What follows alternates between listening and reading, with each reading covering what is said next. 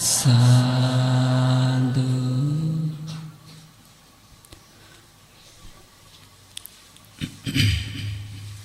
ශ්‍රද්ධාවන්ත පින්වත්නි,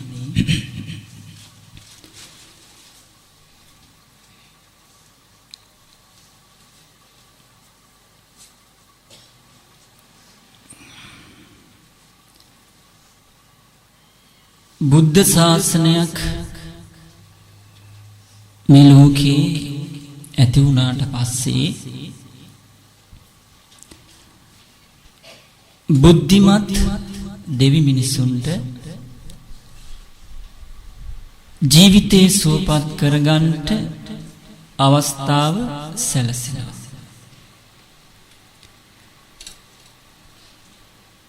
ඒ අවස්ථාව සැලසෙන්නේ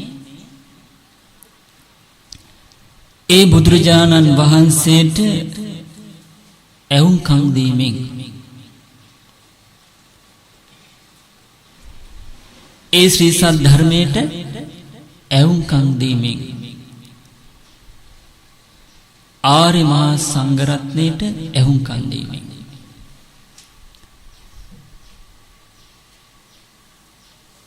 ප්‍රතිපදාව තුල ගමන් කිරීමෙන්. ඒ තමයි සිල්වත් බව දියුණු කිරීමෙන්, සිතේ එකඟ බව දියුණු කිරීමෙන්, ජීවිත අවබෝධය දියුණු කිරීමෙන්. එතකොට අපිට පැහැදිලි බුද්ධ ශාසනයක් තුල ප්‍රාර්ථනාවකින් යමක් කරන්න පුළුවන් දෙයක් නැහැ. ප්‍රාර්ථනාවෙන් මුකුත් කරන්න බෑ. එහෙමනම් කොයි විදිහටද මේ බුද්ධ ශාසනයේ අර්ථය යහපත සලස ගන්න තියෙන්නේ? ප්‍රායෝගිකව ප්‍රතිපදාවක් තුල ගමන් කිරීම. එතකොට මේ තමන්ගේ දියුණුව පිණිස කටයුතු කිරීමේදී අපිට කරුණු තුනක් මුල් වෙනවා. ඒ තමයි කය මුල් වෙනවා, ඊළඟට වචනේ මුල් වෙනවා, සිත මුල් වෙනවා. එතකොට බුදුරජාණන් වහන්සේගේ ශාසනයක් තුල අපේ ජීවිතේ පිරිසුදු කරගන්න තියෙන්නේ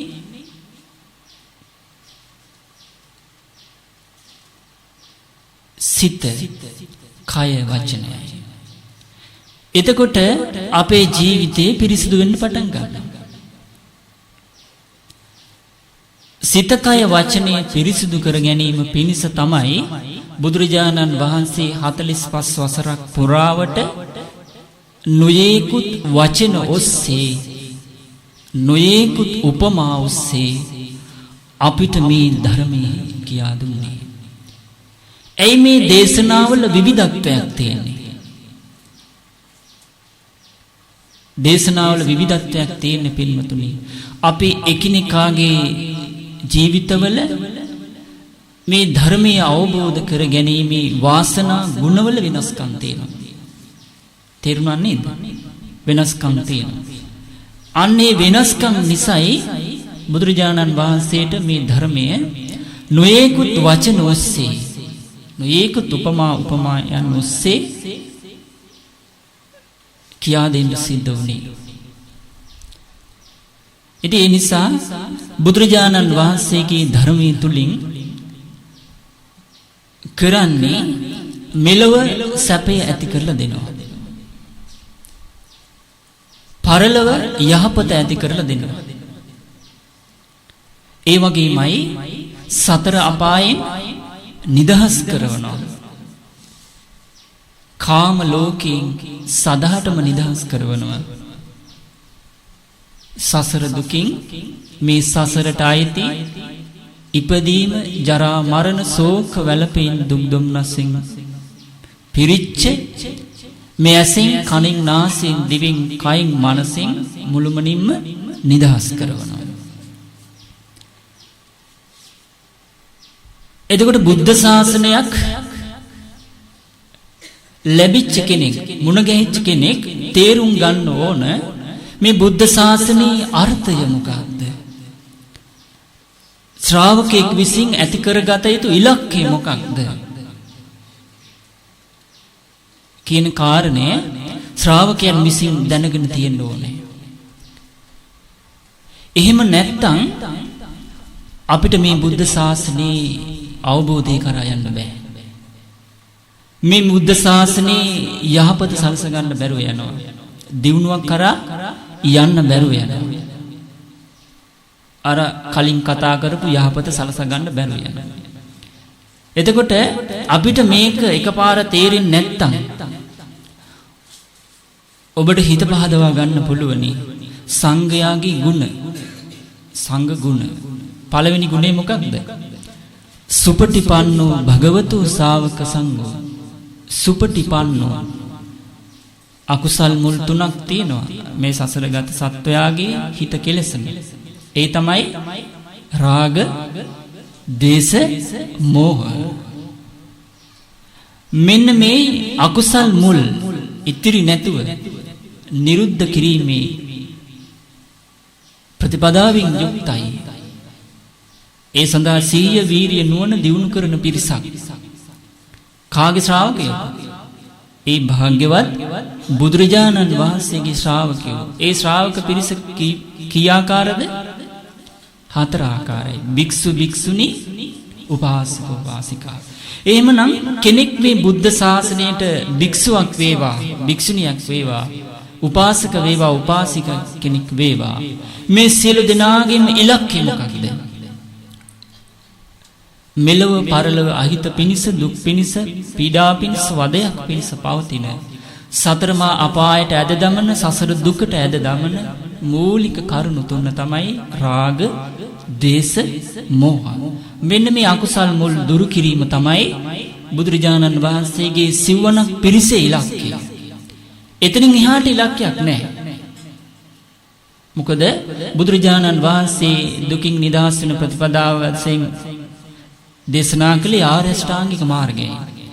ආර්ය අෂ්ටාංගික මාර්ගයේ පුරුදු කිරීමේදී සසරේ රැඳීමක් නැහැ.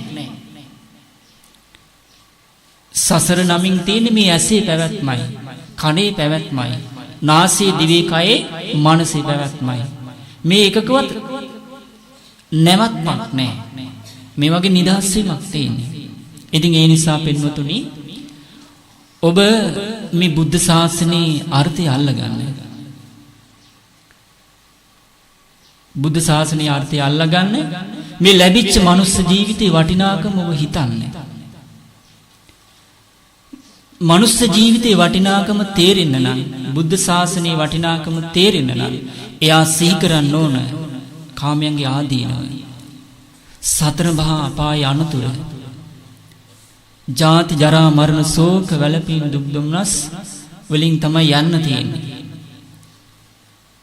බුද්ධිමත් කෙනෙකුට මේවා ඇහෙනකොටම මේ වගේ නිදහස් වීමේ අවශ්‍යතාවය ඇති වෙනවා. ඉතින් ඒ නිසා බුදුරජාණන් වහන්සේ වදාළේ අපිට ඇත්ත අවබෝධ කරගන්න බැරි, ඇත්ත වැහිලා තියෙන්නේ අවිද්‍යාවෙන්. ඇත්ත අවබෝධ නොවීම නම් වූ අවිද්‍යාවෙන් වැහිලා තියෙන්නේ. ඒ නිසා මොකද වෙන්නේ? අපි අසත්‍යයට බැඳිලා යනවා. බැඳින්නේ ආසාව නිසා. මේ විදිහට තමයි අපි සංසාරේ ආවේ. ඒ නිසා අතීතේ අපි සරණ යන සුපටිපන්නෝ භගවතෝ ශාවක සංඝෝ කියලා යම් ඒ බුදුරජාණන් වහන්සේගේ ශ්‍රාවක සංඝ පිරිසක් අපි සරණ යනවා නම්, ඒ සරණ යන සීල දෙනාම දිවි දෙවිනි කොට ශ්‍රද්ධාව දියුණු කරපු අය, සිල්වත් බව දියුණු කරපු අය, දාම් දැනුම දියුණු කරපු අය, දන් දීම පුරුදු කරපු අය, ප්‍රඥාව දියුණු කරපු අය, ඒ වගේම සීල සමාධි ප්‍රඥා දියුණු කරපු අය දිවි දෙවිනි කොට ඒ ගමනේදී ඒ උතුම් ඒ භික්ෂු භික්ෂුණී උපාසක උපාසිකාවන් තමන්ගේ රජකම අතහැරියා, අම්මා තාත්තා අතහැරියා, සහෝදර ඥාති හිත මිත්‍රාදීන් අසල්වාසීන් අතහැරියා. අතහැරලා තමයි මේ දුකින් නිදහස් වෙන මාර්ගයේ ගමන් කරලා උත්තම භාවයටපත් වෙලා මේ බුද්ධ ශාසනය මෙතෙක් පවතින්න ඕන විදිහට කටයුතු කළේ. ඉතින් ඒ නිසා අනාගතයේ බුද්ධ ශාසනය පවතින්න නම් ඒ රාග දේශ මොහ දුරු කරන මේ ප්‍රතිපත්ති ආරෂ්ඨාංගික මාර්ගයේ ගමන් කරලා අපි අතරත් මාර්ගඵලලාභින් බිහි වෙන්න ඕන. එහෙම නොවුනොත් වෙන්නේ මොකද? ලාභ සත්කාර වලට අපි යට වෙනවා. හිතේ තියෙන ලාමක අකුසල් වලට අපි යට වෙනවා. ඒ යට වුණාට පස්සේ ධර්මයේ ඉස්මතු වෙන්නේ නැහැ. අධර්මයේ ඉස්මතු වෙන්නේ. අපේ හිතේ තියෙන ආසාව ඉස්මතු වෙන්නේ. කෙලෙස් එක්කයි ධර්මයේ ඉස්මතු වෙන්නේ. එතකොට ස්වාක්ඛාත ධර්මයේ බුද්ධිමත් දෙවි මිනිසුන්ට අහන්න ලැබෙන්නේ. නිවන ප්‍රකට වෙන්නේ. ඒ නිසා පින්වතුනි මෙවන් යුගයක අපි බොහෝ පින් කරලා තිබුණා. බුද්ධ ශාසනයක් ලැබුණා. ඒ ලැබිච්ච බුද්ධ ශාසනය තුල අපිට මනුස්ස ජීවිතයක් ලබාගෙන ජීවිතයේ ඇත්ත නැත්ත අවබෝධ කරගන්නට අවස්ථාවක් ඇති කරගන්න. ඉතින් ඒ නිසා බුදුරජාණන් වහන්සේ වදාලා මේ ජීවිතේ සුවපත් කරන මාර්ගයට මොකක්ද කියන්නේ? ආර්ය ශ්‍රාංගික මාර්ගය. ආර්ය කියලා කියන්නේ නිවනට කියන නමක්. තේරුණා නේද? එතකොට අෂ්ටාංගික මාර්ගය කියන්නේ ඒ නිවන පිණිස, දුකින් නිදහස් වීම පිණිස, රාග දේශ මොහ දුරු කිරීම පිණිස අපේ හිත තුල අපි කරුණු 8ක් දියුණු කරගන්න ඕනේ. තේරුණානේ? ඒ තමයි සම්මා දිට්ඨි, සම්මා සංකප්ප, සම්මා වාචා, සම්මා කම්මන්ත, සම්මා ජීව, සම්මා වායාම, සම්මා සති, සම්මා සමාධි. අදාපු අයට මේක ටිකක් නුහුරක් වගේ දැනේවි. නමුත් කාලයක් යනකොට මේ වගේ මේ අර්ථ තේරුම් ගන්න පුළුවන්කම තියෙනවා. තේරුණා නේද? එතකොට මේ ආර්ය ශ්‍රාංගික මාර්ගයේ සීල සමාධි ප්‍රඥා වශයෙන් තමයි ගොඩනැගිලා තියෙන්නේ, සකස් වෙලා තියෙන්නේ. එතකොට රාග දේශ මොහ කියන අකුසල් මුල් දුරු කිරීම පිණිස ප්‍රතිපත්තියේ යෙදී වාසය කරන සිව්වණක් පිරිස, භික්ෂු භික්ෂුණී උපාසක උපාසිකා කියන සිව්වණක් පිරිසට ඉස්සල්ලාම ඇති කර ගන්න තියෙන මොකක්ද? ශ්‍රද්ධාව. ශ්‍රද්ධාවට පස්සේ එයා ආර්ය ශ්‍රාංගික මාර්ගයේ දියුණු කරන්න තියෙන මොකක්ද? සීලය. තේරුණානේ? සීලය. එතකොට උපාසක උපාසිකාවන්ගේ සීලය මොකද්ද? ගිහි ගෙදර ඉන්නකොට පංච සීලය. අද වගේ දවසක රකින්න සීලය අට්ඨාංග පෝසත සීලය. දස සීලය රකින්නත් පුළුවන්. ඊළඟට සාමණේර ස්වාමින් වහන්සේලා දස සීලයක් තියෙනවා. උපසම්පදා ස්වාමින් වහන්සේලාට සිල්පද 227ක් තියෙනවා. ඊට අමතරව තව තියෙනවා. එතකොට සීලය තුලින් කය වචනය සංවර කර කායික අකුසලයේ වාචික අකුසලය දුරු කර බුදුරජාණන් වහන්සේ අපව යොමු කරලා තින්නේ කුමක් පැත්තටද? නිවන පැත්තට. කුමක් පැත්තටද? නිවන පැත්තට. තව විදිහකට කිව්වොත් මේ හිතේ රාගය දුරු වීම පිණිස, ද්වේෂය දුරු වීම පිණිස, මෝහය දුරු වීම පිණිස. එතකොට සීලය පනවන්නේ බුදුරජාණන් වහන්සේ මේ හිතේ අකුසල් මුල් දුරු කිරීම පිණිස. තේරුණා නේද? එතකොට රාග දේශ මොහ දුරු කිරීම පිණිස බුදුරජාණන් වහන්සේ ඉස්සල්ලාම වදාළේ සිල්වත් බව. තේරුණානේ? එතකොට බුදුරජාණන් වහන්සේ වදාළේ සීලය දියුණු කළොත් කෙනෙකුට සැපද ලැබෙන්නේ දුකක්ද? සැපක්ද ලැබෙන්නේ දුකක්ද? සැපක් නේද?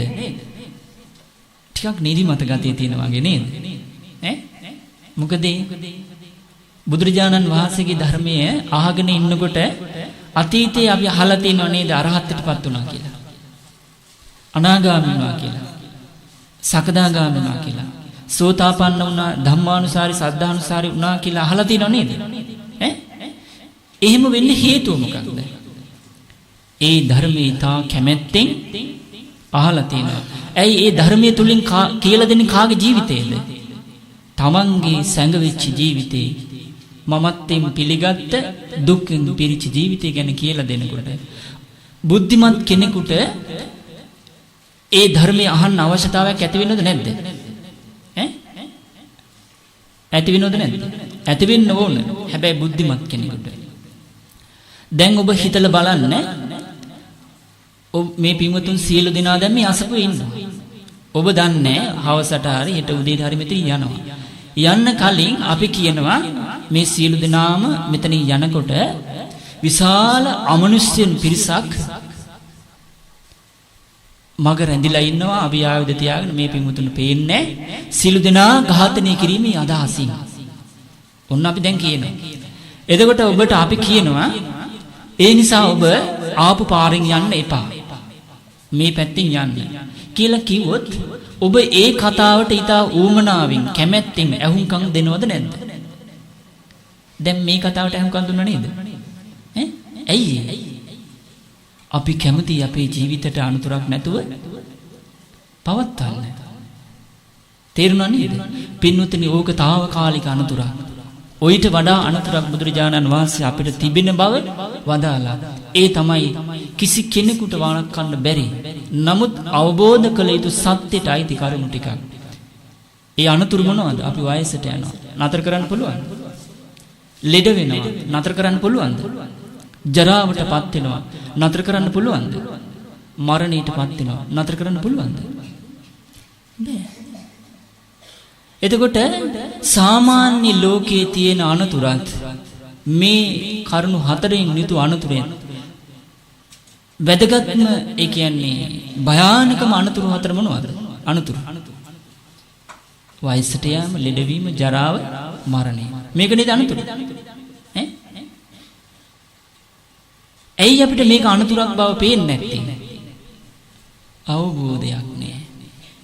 ඒ නිසා මේ ජීවිතයට ආසාවෙන් බැඳිලා අනවබෝධයේ බලවත් වෙලා අවබෝධය යටට ගිහිල්ලා පුංචි වෙනසිට අඬන වැළපෙන මානසිකත්වයක් අපිට තියෙන්නේ. හරියට සෙල්ලම් ගෙදර ඉන්න පුංචි කෙනා බෝනික්ක කැඩුනට පස්සේ අඬන මානසිකත්වයක් මේ සංසාරේ යන සත්වයාට තියෙන්නේ. ඇයි? අවබෝධයක් නැහැ. අවබෝධයක් නැහැ. ඉතින් ඒ නිසා පින්වතුනි බුදුරජාණන් වහන්සේගේ ධර්මයේ ඔබ අවබෝධ කරගන්න අදහසින් අහන්න. එහෙම නැතුව අහන්න එපා, වැඩක් නැහැ. තේරුණානේ? මෙලොව පරලොව යහපත ඇති කරලාද මේ ශ්‍රී සද්ධර්මය අහලා ඔබේ සිතින් කයින් වචනින් දියුණු කරන්න තියෙන්නේ. මේක ඇඳුමකට කරන්න පුළුවන්ද? ඇඳුමකට කරන්න බෑ. ඒ නිසා අපේ සිල්වත් බව, දන් දීම, භාවනා කිරීම, ප්‍රඥාව, නුවණින් විමසීම වෙසක් දවසට විතරක් සීමා කරගන්න එපා. ඇයි අපි එදාට වයසට යනවද නැද්ද? ලෙඩවීම තියෙනව නැද්ද? ජරා මරණ කරා ලං වෙනවද නැද්ද? එදාටත් එහෙමයි. ඊට කලින් නැද්ද? හැමදාම එහෙමයි. ඒ නිසා බුදුරජාණන් වහන්සේ වදාළේ සීලය දුකින් නිදහස් වෙන මාර්ගයේ දියුණු කළ යුතු ආර්ය අෂ්ටාංගික මාර්ගයේ පළවෙනි අංගයයි. මේ කියන්නේ ශ්‍රද්ධාවට පැමිණි කෙනාගේ. දැන් ශ්‍රද්ධාව ඔබ දන්නවනේ. මොකද්ද ශ්‍රද්ධාව? මොකද්ද ශ්‍රද්ධාව කියලා කියන්නේ? බුදුරජාණන් වහන්සේගේ අවබෝධය අදහ ගැනීම. ඒ කෙරෙහි හිත පහදා ගැනීම. හිත පහදවා ගැනීම. මේක තමයි ශ්‍රද්ධාව. හැබැයි මේ පැහැදීම කරුණු සහිත වෙච්ච එකක් වෙන්න ඕනේ. උන්වහන්සේගේ ගුණ වශයෙන් දැනගෙන තමයි හිතේ පැහැදීම ඇති කරගන්න තියෙන්නේ. එහෙම නොවුනොත් ඒ පැහැදීම පුංචි කාරණේදී වෙනස් වෙනවා. තේරුණා නේද? ඒ වෙනස් වුනොත් අපිට තියෙන ආරක්ෂාවද අනතුරක්ද? අනතුරක් තියෙන්නේ. අනතුරක් තියෙන්නේ. ඊළඟ දවසේ නිදා ගන්න එළියට යන්න. තේරුණා නේද? නිදා ගන්න නැති අය ඇතුළට එන්න ඕනේ. බුදුරජාණන් වහන්සේගේ ධර්මයේ දැන් නීවරණ අහලා තියෙනවද? අහලා තියෙනවද? ඒ නීවරණ වල එකක් තමයි කාමච්ඡන්ද, ව්‍යාපාද, තීන මිද්ද, නිදිමතහා ආලසකම. බුදුරජාණන් වහන්සේගේ ධර්මයේ අහනකොට කැමැත්තෙන් මේක ඇති වෙයිද? ඇති වෙන්නේ නැහැ. එතකොට අපිට නිින්ද යනවනම් මොකද්ද ප්‍රශ්නේ? ඊළඟ දවසේ නිදා ගන්න නම් එන්නේ අපේ පුතෙක් අපි දානවා මෙතන ධර්මයේ කියන්නේ. තේරුණානේ? හොඳයිනේ? එහෙම හොඳයි. ඇයිද නිදා ගන්න ඉන්න ඇයට වැරදුනත් කවන්නේ නේද? එහෙම වෙන්න එපා. මේක දඬුවමක් නෙවෙයි. නේ? ඉතින් ඒ නිසා බුදුරජාණන් වහන්සේගේ ධර්මයේ මොකද මේ පිරිස හිනස්සන්න විහිළු කියන්න බෑ. තේරුණාද? විහිළු කියන්න බෑ. විහිළු කිව්වොත් hina වෙලා ඔක්කොම ඉවරයි නේ. තීන මිද්ද ඉවරයි නේද? එහෙමනේ? එහෙම බෑ. එතකොට බුදුරජාණන් වහන්සේගේ ධර්මයේ ඉස්සල්ලාම දියුණු කර යුතු ආර්ය අෂ්ටාංගික මාර්ගය මොකක්ද? සීලය. දැන් මේ පින්වතුන්ට කතා කරන්නේ අපි අද කියා දෙන්නේ බුදුරජාණන් වහන්සේ වදාළ අද මේ පින්වතුන් සමාදන් වුණු සීලයත් ඒ සීලේ ආනිසංසත් මහත්ඵල මහානිසංස වෙන ආකාරයත් බුදුරජාණන් වහන්සේ විස්තර කර දේශනාවක්. දැන් ඔබ ආර්ය මේ නිවන පිණිස දියුණු කළ යුතු ගිහි ගෙදරක ඉන්න කෙනාගේ උසස්ම සීලය මොකද්ද? අට්ඨාංග උපෝසත සීලය. ඔබ දන්නවද මේ සීලේ ආනිසංස? මේ සීලේ දියුණු කිරීමෙන් මරණින් මත්තේ ඔබට ලැබෙන යහපත ඔබ දන්නවද? මේ පින්නතුන් දන්නවද? නැත්තම් දැනගන්න පුළුවනි. එතකොට අපි දැනගන්න ඕනේ නම් ඉස්සෙල්ලා අට සීලය කියන්නේ මොකක්ද කියලා. මේ දේශනා දෙක සංකිට්ඨ අට්ඨංග උපෝසත සීලය හා දෙවෙනියට තියෙන සීල් මේ සූත්‍ර දෙකේ ආසන්න සූත්‍ර දෙකක්මයි තියෙන්නේ. සීලෙම ගැන විස්තරගෙන විත්තත අට්ඨංග උපෝසත සීලය විස්තරගෙන මේ සූත්‍ර දෙක තියෙන්නේ. ඒ කියන්නේ විස්තරාත්මක උපෝසතේ විස්තරාත්මකව දේශනා කළ දෙසුම් තමයි මේකේ අර්ථය. එතකොට අපි දන්නවා දැන් අට්ඨාංග උපෝසත සීලේනේ. දන්නවද? දැන් අපි අද දවසට දෙපාරක් සමාදන් වුණා. නේද? මේ පින්වතුන් මේ කාම භවයේ, රූප භවයේ, අරූප භවයේ කියන භවයන් තුල ඉන්න මොන පිරිසද? හීන පිරිසද, ශ්‍රේෂ්ඨ පිරිසද? ශ්‍රේෂ්ඨම පිරිස. ශ්‍රේෂ්ඨම පිරිස. ඒක අපි තේරුම් ගන්න ඕනේ. දන්නේ නැත්නම් අද ඉඳවත් පුරුදු වෙන්න ඕනේ. එතකොට පළවෙනි එක මොකක්ද? අපි ඉස්සලා සිල්පද ගැන ආනිසංස කියන්න කලින් සිල්පද ටික දැනගන්න ඉපැනේ. බුදුරජාණන් වහන්සේ වදාළේ පළවෙනි සිල්පදේ මොකක්ද? පාණාතිපාතා. ඔව්. පාණාතිපාතා වේරමණී සික්ඛාපදං සමාදියාමි. එතකොට රහතන් වහන්සේගේ ජීවිතේ පුරාවට උන්වහන්සේගේ ජීවිතයේ සීල සම්පූර්ණයි. මේ කරුණු 8නින් යුක්තයි. ඒ තමයි මේ 8 සීලය. තේරුණා නේද? එතකොට අපි අද උදේ අපේ සංස මතක් කළා දන්නේ රහතන් වහන්සේලා අනුකරණයකට මම ප්‍රාණඝාතයෙන් වැළකීම නම් වූ සිල්පදයේ සමාදන් වෙමි කියලා. එහෙම කිව්වද? නෑ නේද? නැත්තම් කවන්නේ. එතකොට රහතන් වහන්සේලා දෙවිහිමියෙන් ප්‍රාණඝාතයෙන් වැළකීලා ඉන්නේ. තේරුණා නේද? බුදුරජාණන් වහන්සේගේ ශාසනයේ බුද්ධිමත් නුවණ තියෙන උපාසක උපාසිකා වන් නුවණින් විමසනවා සිල්වත් වුණ දවසේ සීලේ රකින්නකොට මෙන්න මේ විදිහට. බුදුරජාණන් වහන්සේ වදාලා මේ රහතන් වහන්සේලා දිවිහිමියෙන්ම ප්‍රාණඝාතයෙන් වැළකීච්ච උතුමන් වහන්සේලා. ඒ වගේමයි මේ ඒ ප්‍රාණඝාතයට උමනා කරන යවියාවුද පැත්තකින් තබලා මුළුමනින්ම ප්‍රාණඝාතයෙන් වැළකීච්ච අය. ඒ වගේමයි පවට ලැජ්ජා බය ඇතුව මේ සියලු සතුන් කෙරෙහි දයානුකම්පාවෙන් යුක්තව හිතානුකම්පීව වාසය කරනවා රහතන් වහන්සේලා.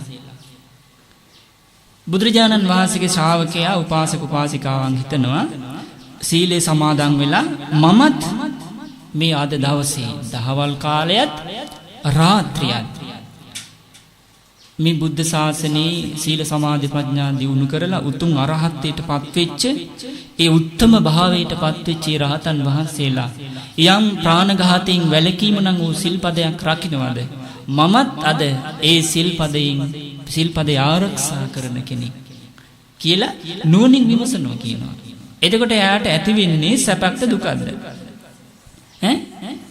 ඔව් මමත් සියලු සතුන් කෙරෙහි හිංසාවෙන් පීඩාවකින් තොරව දයානුකම්පාවෙන් පවට ලැජ්ජා බය ඇතුව සියලු සතුන් කෙරෙහිම මෙත් සිතින් යුතුව අනුකම්පාවෙන් යුතුව වාසය කරනවා කියලා මෙයා කල්පනා කරනවා මේ සිල්පදේ සමාදන් වෙලා.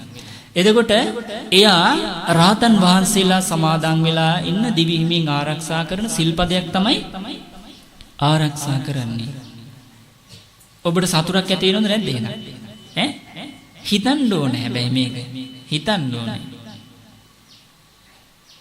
හිතුවේ නැත්තම් විමසුවේ නැත්තම් අපිට මේකේ වටිනාකම තේරෙනවද? තේරෙන්නේ නැහැ. තේරුණානේ? එතකොට ඒක තමයි පළවෙනි එක. ඔබ දැන් මේ පාණාතිපාතා ප්‍රාණඝාතයෙන් වැළකීමේ සිල්පදයේ අද වැළකීලා ඉන්නේ නේද? එතකොට මේකෙන් ලැබෙන යහපත ඔබ දන්නවද? නෑ අපි වාස්ති කතා කරමු. දෙවෙනි සිල්පදේ මොකක්ද? අදින්නාදාන ඔව් සොරකමින් වැළකීම නම් සිල්පදේ සමාදන් වෙලා ඉන්නේ. එතකොට බුදුරජාණන් වහන්සේ වදානවා බුදුරජාණන් වහන්සේගේ ශ්‍රාවකයා උපාසක උපාසිකා නුවණින් විමසනවා මෙන්න මේ විදිහට. කොයි විදිහටද? මේ බුද්ධ ශාසනයේ රහතන් වහන්සේලා වැඩ හිටියා. වැඩ ඉන්නවා. උන්වහන්සේලා දිවි හිමියෙන් මුළු ජීවිතාන්තේ පුරාවටම සොරකමින් වැළකීච්ච කෙනෙක්. තේරුණානේ? දුන්නු දේවල් විතරයි ගන්නෙ. නොදුන්න දෙයක් ගන්නෙ නෑ සොරසිතින්. රහතන් වහන්සේලාගේ ස්වභාවය ඒකයි. ඒ වගේම මමත් උන්වහන්සේලායි රකින්න සිල්පදේ අද ආරක්ෂා කරනවා. නොදුන්න දෙයක් මං ගන්නෑ. දුන්න දෙයක් විතරයි ගන්නෙ. සොරසිතින් කිසි දෙයක් ගන්නෙ නෑ. ඒ සිල්පදයෙන් මං අද ආරක්ෂලා ඉන්නේ සිල්පදේ රකින්න කෙනෙක් කියලා. ඒ බුදුරජාණන් වහන්සේගේ ඒ උපාසක උපාසිකාවන් සොරකමින් වැළකීම නම් වූ සිල්පදේ ආරක්ෂා කරමින් ඒ සිල්පදය ගැන හිතා සතුටටපත් වෙනවා. එහෙමනම් හිතලා බලන්න සීලෙන් සතුටු වෙන්න නම් එයා සිල්පදේ ගැන තේරුම් අරගෙන ඉන්න ඕනද නැද්ද? අරගෙන ඉන්න ඕනේ. ඊට පස්සේ එයා සිල්පදේ ගැන තේරුමක් බීරුමක් ඇතුව එයාට නුවණින් විමසීමක් තියෙන්න ඕනද නැද්ද ඒ සිල්පදේ ගැන? එතකොට තමන්ගේ ජීවිතය තුළින් ඒ සිල්පදේ ආරක්ෂාලා තියෙනවද නැද්ද කියලා එයාට නුවණින් විමසලා තේරුම් බේරුමක් කරගන්න ඕනද නැද්ද? ඒ සඳහා එයාට සිහිය තියෙන්න ඕන නැද්ද? වීරිය තියෙන්න ඕනද නැද්ද? ඒ සඳහා කැමැත්තක් තියෙන්න ඕනද නැද්ද? තියෙන්න ඕනේ. නේ? එතකොට ඔබ දැන් මේ සිල්පද ගැන මීට අද දවසේ කල්පනා කළාද? අපි මේ කියන නිසාද කියන්නේ? ආමුදුරු කියනවා ස්වාමීන් වහන්සේ කියනවා අපිත් එහෙමද කියන්නේ? එහෙමද? මම වලකිනවා කියලා තමන්ට ගලපගෙනද කියන්නේ? තමන්ට ගලප ගන්න නැතුවද මම ප්‍රාණඝාතයෙන් වැළකීම නම් වූ සිල්පදේ සමාදන් වෙමි කියලා මට ගලප ගන්න නැතුව මම මෙහෙම කරනවා කියලා තේරුම් ගන්න නැතුවද කියන්නේ? ඊළඟ සිල්පදේ ඉක්මනට කියයිද දන්නේ මේක අවසන් වෙන්න ඉස්සලා මේක ඉක්මනට කියන්න ඕනේ කියලා. එහෙමද? එහෙමද? එහෙම කිව්වොත් නම් අර්ථය අවබෝධ කරගන්න හම් වෙන්නේ නෑ. සිල්පදේ තුර සංවර වෙන්නේ දැන් මට තේරෙන හුඟක්කට තියෙන මේ ප්‍රශ්නේ. මොකද්ද? සිල්පදේ රැක ගන්න බැරුව යනවා. සිල් ගත්තද කියලාත් මතක නැයි. සිල් සමාදන් වෙනකොට සිල්පදේ මම මේ කාරණේන් යුතු සිල්පදය ආරක්ෂා කරනවා කියලා ඒ සිල්පදේ සමාදන් වෙනකොට ඒ කාරණේ කෙරෙහි සිහිය පිහිටුවාගෙන නෙමෙයි කියන්නේ. අන්තිමේ බැරි වෙලාවට සිල්පද ගැන ඇහුවොත් මතක නැහැ. මොනවද කීවේ කියලා ඇහුවොත් මතක නැහැ. කාලයක් තිස්සේ බැන හිටියා. අනේ අපිට දන්නේ නැහැ මේ සිල්පද ගැන පාළියෙන්මයි කියන්නේ. මොනවද අර්ථ දන්නේ? ඒ නිසා අපි මේ සිල්පද ආරක්ෂා කරගෙන දන්නේ නැහැ. ආච්චි අම්මලා දන්නවා මේ කතාව. නේද? පාසක වයසට ගිය අම්මලා දන්නවා. ඒ නිසා අපිට තේරුන්නේ නැහැ මේකෙන් වලකින්න. ඒ නිසායි අපි කළු සුරුට්ටුවක් වුණත් බීවේ. උපාසක මහතුරු කියන පන්සලේ. නේද? නමුත් දැන් පාලියෙන් සිංහලෙන් දෙකම කියනවා. එතකොට ඔබ අවශ්‍යතාවයක් ඇති කරගන්න ඕනේ මේ සිල්පදවල තේරුම අර්ථවත්ව නුවණින් වටහා ගනිමින් සංවර වෙන්න. තේරුණා නේද? එහෙම නැත්නම් අපි ඉතින් ඔක්කොම සමානයි වගේ පේනවා සුදු ඇඳුම ඇඳලා අපි සිවුරු ඇඳලා. ඒ විදිහට සිවුරෙන් ඇඳුවෙන් පුළුවන්ද කෙනෙක්ගේ සිල්වත් බව තේරුම් ගන්න? පුළුවන්ද? බෑ. එයා සිල්වත් වුණා නම් හරියට සිල්පද ආරක්ෂා වුණා නම් එයාගේ කය වචනේ සංවරයි. කය වචනේ සංවරයි. එයාට සිල්පද ගැන සිහිය තියෙනවා නම් ආරක්ෂා කරන්න ඕන කියලා වීරිය තියෙනවා නම් සීලේ ආනිසංසය දන්නවා නම් එයාට බුදුරජාණන් වහන්සේ දුකින් නිදහස් වීම පිණිස පවතින ඒ මාර්ග අංගයක් වූ සීලය ගැන ශ්‍රද්ධාවක් තියෙනවා නම් එයා දිවි හිමියෙන් සිල්පදේ ආරක්ෂා කරනවා. මේක දිවි හිමියෙන් කරන්න තියෙන්නේ. තේරුණානේ? ඉතින් ඒ නිසා ඔබ එතෙන් එන්න. අන්න එතකොට තමයි අපි සීල දෙනාටම ගෞතම බුදුරජාණන් වහන්සේගේ ශාසනයේ යහපත සලසා ගන්න අවස්ථාව තියෙන්නේ. ඊළඟට බුදුරජාණන් වහන්සේ වදාලා බුදුරජාණන් වහන්සේගේ ශාසනයේ උපාසක උපාසිකා කියන බුද්ධිමත් ඒ පිරිස ඒ උපෝසතේ සමාදන් වුණාට පස්සේ මෙන්න මේ විදිහට හිතනවා. තුන්වෙනි කාරණේ මොකක්ද? සිල්පදය මම අබ්‍රහ්මචාරී ජීවිතයෙන් වැළකීම නම් වූ සිල්පදේ සමාදන් වෙනවා. සියලු ලිංගික කටයුතු වලින් වැළකීම නම් වූ සිල්පදයෙන් අද මම ආරක්ෂා කරනවා, බ්‍රහ්මචාරීව වාසය කරනවා කියලා ඔබ මේ සිල්පදේ ගැන තේරුමක් ඇති කරගෙන ඉන්න ඕනේ. තේරුණා නේද? තේරුණාද? තේරුණා. ඊට පස්සේ බුදුරජාණන් වහන්සේ වදාළනවා මෙන්න මේ තුන්වෙනි සිල්පදේ. ඒ තමයි මම අබ්‍රහ්මචාරී ජීවිතයෙන් සියලු ලිංගික කටයුතු වලින් වැළකීම නම් වූ සිල්පදේ මම අද සමාදන් වෙලා බ්‍රහ්මචාරී වෙලා ඉන්නේ. රහතන් වහන්සේලා දිවි හිමියෙන් මේ සිල්පදේ ආරක්ෂා කරන උතුමන් වහන්සේලා. එතකොට උන්වහන්සේලා සත්පුරුෂ උතුමන් වහන්සේලා මමත් අද මේ දවාලත් රැයත් මේ සිල්පදේ ආරක්ෂා කරනවා. මමත් අද දවාලත් රැයත් මේ සිල්පදය ආරක්ෂා කරනවා. මේ ග්‍රාම්‍ය සාමාන්‍ය මිනිසුන්ගේ ක්‍රියාවක් වන සත්පුරුෂයන් විසින් සේවනය නොකරන නිවන් මඟට බාධා පිණිස පවතින සීලේ සමාධිය ප්‍රඥාව විමුක්ති ඥාන දර්ශන සම්මා ඥාන සම්මා විමුක්ති සියලු දුකින් නිදහස් වීම පිණිස අහිතව කරව පවතින මේ අබ්‍රහ්මචාරී ජීවිතේ මෛතුන ධර්මයන්ගෙන් මෙවුන් දමින් ඊතු ජීවිතේ වලකිනවා කියලා වැලකිලා බ්‍රහ්මචාරී වෙනවා. වෙලා මෙයා සතුටු වෙනවා. අද මමත් රහතන් වහන්සේලා දිවි හිමියෙන් ආරක්ෂා කරන ඒ බ්‍රහ්මචාරී සිල්පදේ ආරක්ෂා කරන කෙනෙක් කියලා අන්න සතුටු වෙනවා. දැන් එහෙනම් ඔබත් මේ විදිහට සිල්පද සමාදන් වුණාට පස්සේ ඒ ගැන හිත සතුටු වෙන්න ඕනේ. ඔබට හිතේ පැහැදීමක් තියෙනවද මේ බුදුරජාණන් වහන්සේ ගැන? තියෙනවද? තියෙනවා. එතකොට හිතනකොට සතුටක් ඇති වෙන්නේ දුකක්ද? සතුටක්.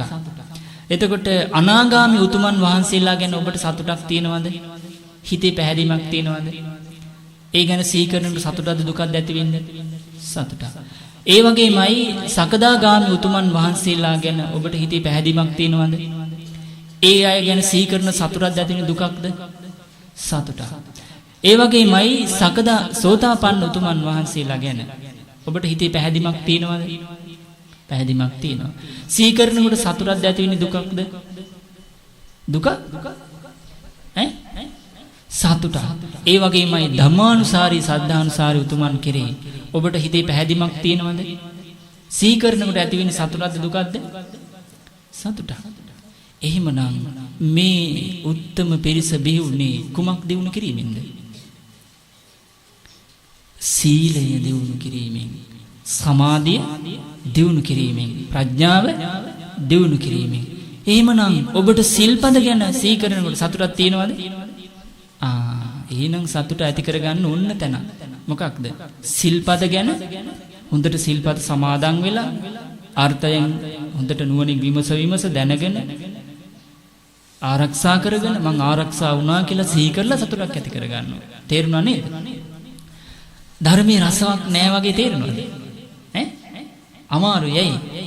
අදම සුදු ඇඳුම් ඇඳගත් අයත් ඉන්නවා. නේ? කාලයක් හිටපු අයට නම් ටිකක් හුරුවක් තියෙනවා. නේද? මම පුටුවක් උඩ වාඩිලා ඉන්නේ. පහසුවක් තියෙනවා කියලා හිතෙනවා. දැන් මේ පිමුදුන් බිමමයි වාඩිලා ඉන්නේ. නේ? අමාරුයි. නමුත් මේට වැඩි අමාරු නැද්ද නිරේ? ඈ? තිරිසන් ලෝකේ, පෙරේත ලෝකේ අසුරපාය මේට වැඩි දුක නැද්ද? එතකොට අපි මේ චූටි తాවකාලික දුක ඉවසා ගන්න එකද හොඳ? එහෙම නැත්නම් මේකත් එපා කියලා ආයෙම දුකට යන එකද වැඩ? ඈ? මේක ඉවසා ගන්න එක හොඳයි නේ? දැන් ඔබට මේක තේරෙන්නේ නැහැ.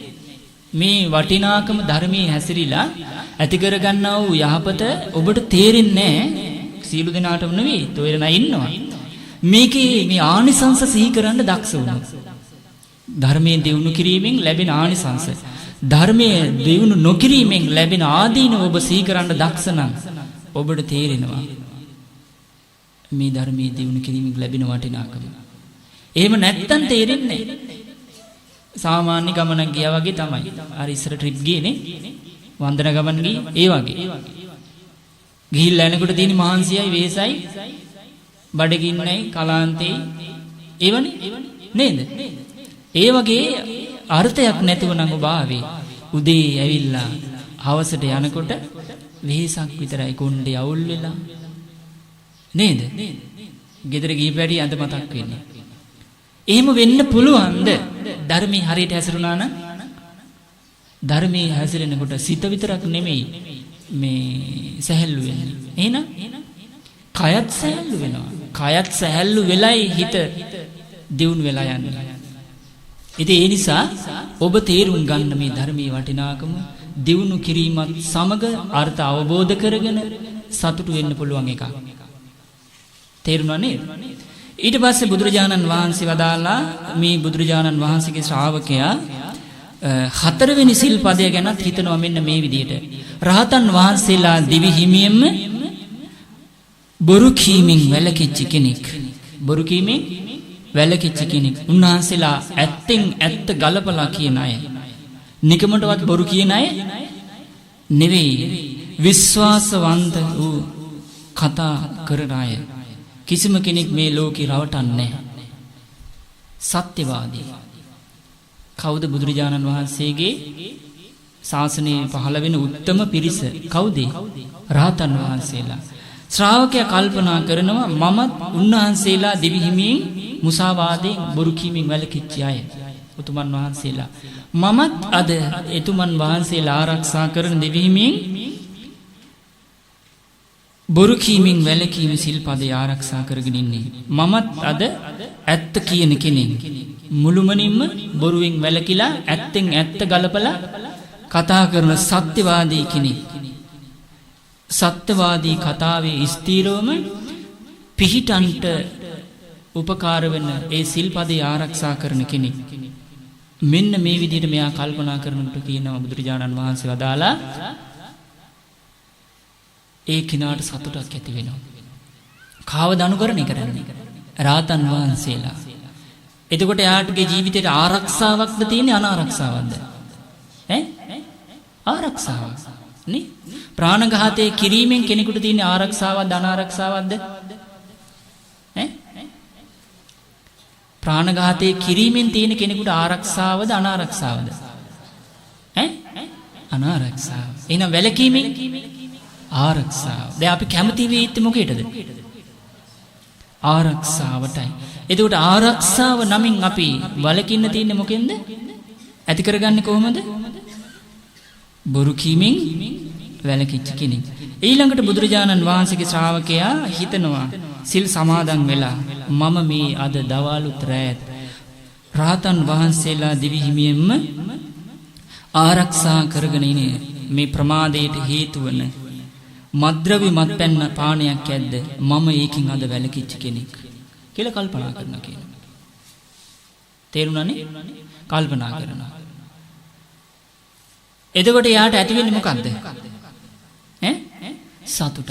මේ විදිහට සතුට ඇති කරගන්න තියෙනවා. දැන් ඔබ බුලත් පිට කනව නේද? මම දැකලා තියෙන බුලත් පිට පාරවල් ටික ටික දැන් අසපුවේ වැඩි වෙගෙන එනවා.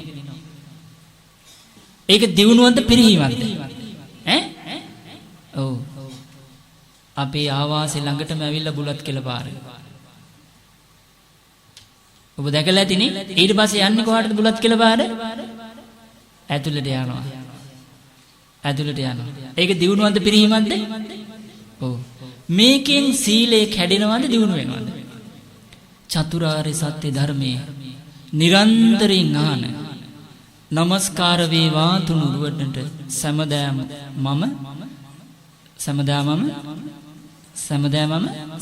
තිසරණ සරණ යමි කියලා මහා හඬින් කතා කරන අපි කට පුරෝගෙන යන්නේ මොකද්ද? කුසලේද අකුසලේද? අකුසලේ. ගැලපෙනවද? ඔබ දන්නවද බුදුරජාණන් වහන්සේගේ ශ්‍රාවකයෝ බුලත් කියලා ගහගෙන කට මේ අවුල් කරගෙන හිටියා කියලා? එහෙම කතාවක් අහලා තියෙනවද? එහෙම අහලා තියෙනවද? මේ කනකොට මත් වෙනවද නැද්ද? මත් වීමට නෙමෙයි ඇලුම් කරන්නේ. බුදුරජාණන් වහන්සේ වදාලා ප්‍රමාදය එතකොට යාගේ ජීවිතේ විසින් වෙලා ගන්නවද නැද්ද? එයාට බුලත් පිට කෑවට පස්සේ මත් වෙනවා. එයාට බුදුගුණ සිහි වෙනවද? සිහි වෙනවද? ධර්මයේ සංගරත්ති ගුණ සිහි වෙනවද? සිල්පද සිහි වෙනවද? සිත සමාධිමත්ද? ඇත්ත අවබෝධ කරගැනීමේ නුවණ තියෙනවද? මොකුත් නැහැ. අමාරුවෙන් අල්ලගෙන නැගිටිනවා බිත්තිය. ඊට පස්සේ කොහාටද යන්නේ? කලේ ළඟට. මූණ හොදගන්න. මොකද වෙලා තියෙන්නේ? මත් වෙලා. ඉතින් ඒ නිසා බුදුරජාණන් වහන්සේගේ ශ්‍රාවකයෝ ලස්සනයි. හැම පැත්තෙම ලස්සනයි. කයත් ලස්සනයි, වචනත් ලස්සනයි, හිතත් ලස්සනයි, ඇඳුමත් ලස්සනයි. තේරුණානේ? ඇඳුමත් ලස්සනයි. මොකද්ද ලස්සන? ඇඳුමත් ලස්සනයි. ඒ නිසා හැබැයි මේවා හැදෙන්නේ එකපාර නෙමෙයි. එයාට ධර්මයේ තීරිලා තියෙන්න ඕනේ. ධර්මයේ වටිනාකම තීරිලා තියෙන්න ඕනේ. අකුසල් වල ආනිසංස තීරිලා තියෙන්න ඕනේ. ඒ වගේම කුසලයේ යහපත් වූ දේ වටිනාකම යාට තේරිලා තියෙන්න ඕනේ. මුළුමනින්ම පිරිසුදු ජීවිතේ වටිනාකම එයාට තේරිලා තියෙන්න ඕනේ. මේ සඳහා යාට සත්පුරුෂ ඇසුරු තියෙන්න ඕනේ. ඒ සත්පුරුෂ ධර්මය යාට ඇහෙන්න ලැබෙන්න ඕනේ. ඊළඟට යා ජීවිතයේ ඇත්ත නැත්ත නුවණින් යුක්තව විමසා බලන කෙනෙක් බවට පත් වෙන්න ඕනේ. ඒ සඳහා තියෙන සීල සමාධි ප්‍රඥාවන්ගෙන් යුක්ත මේ ආර්ය ශ්‍රාංගික මාර්ගයේ අප්‍රමාදීව දියුණු කරන කෙනෙක් බවට පත් වෙන්න ඕනේ. එහෙම නැත්නම් මේ ජීවිතේ නිවැරදි වෙන්නේ නැහැ. නිවැරදි නොවන ජීවිතයක අනතුරක්මයි තියෙන්නේ. ඒ නිසා හැමතිස්සෙම මේ හිත බර අකුසලයටයි. සිවුම්ව එන අකුසල් කුසල් වේසෙන් ඒක ප්‍රඥාව දියුණු වීමත් එක්කයි අපිට අහුවෙන්නේ නැත්නම් අහුවෙන්නේ නැහැ. සේවනීය වෙනවා. ඒ නිසා පින්වතුනි අපි ගොරෝසු අකුසල් ගැන හිතනවා. නමුත් පුංචි දේවල් අපි අතහැරලා අකුසලයේ තුල ඉන්නවා. ඒකෙන් නිවන ප්‍රමාදයි. අපිට පේනවා ඇවිල්ලා අනේ ස්වාමීන් වහන්සේ දැන් බෑ කියනවා මේක කරන්න. ඉස්සර හොඳට තිබුණා දැන් නෑ කියන දිනුවක්. හේතුව මොකද්ද? අපි අල්ලන්න පටන් ගත්ත තැන මැද්දින් මුල ඉඳන් යන්න ඕනේ. තේරුණානේ? ඊට පස්සේ බුදුරජාණන් වහන්සේගේ ශ්‍රාවකයා කල්පනා කරනවා හයවෙනි සිල්පදේ මොකක්ද? හයවෙනි සිල්පදේ මොකක්ද මේ පින්වතුන් සමාදන් වුණ? මොකක්ද? මොකක්ද? අනේ අපෝයි නේද? ඔව්. ඉර හැරුණාට පස්සේ විකාලේ ආහාර ගන්නෙ නෑ ස්වාමීනි භාග්‍යතුන් වහන්සේ මම කියලා පොරොන්දුනා නේද? පොරොන්දුනානේ? ඒක බුදුරජාණන් වහන්සේ ඔබ මේ සිල්පදය මේ කියන්නේ පොරොන්දු වෙන්නේ මේ මං ඉදිරියේද?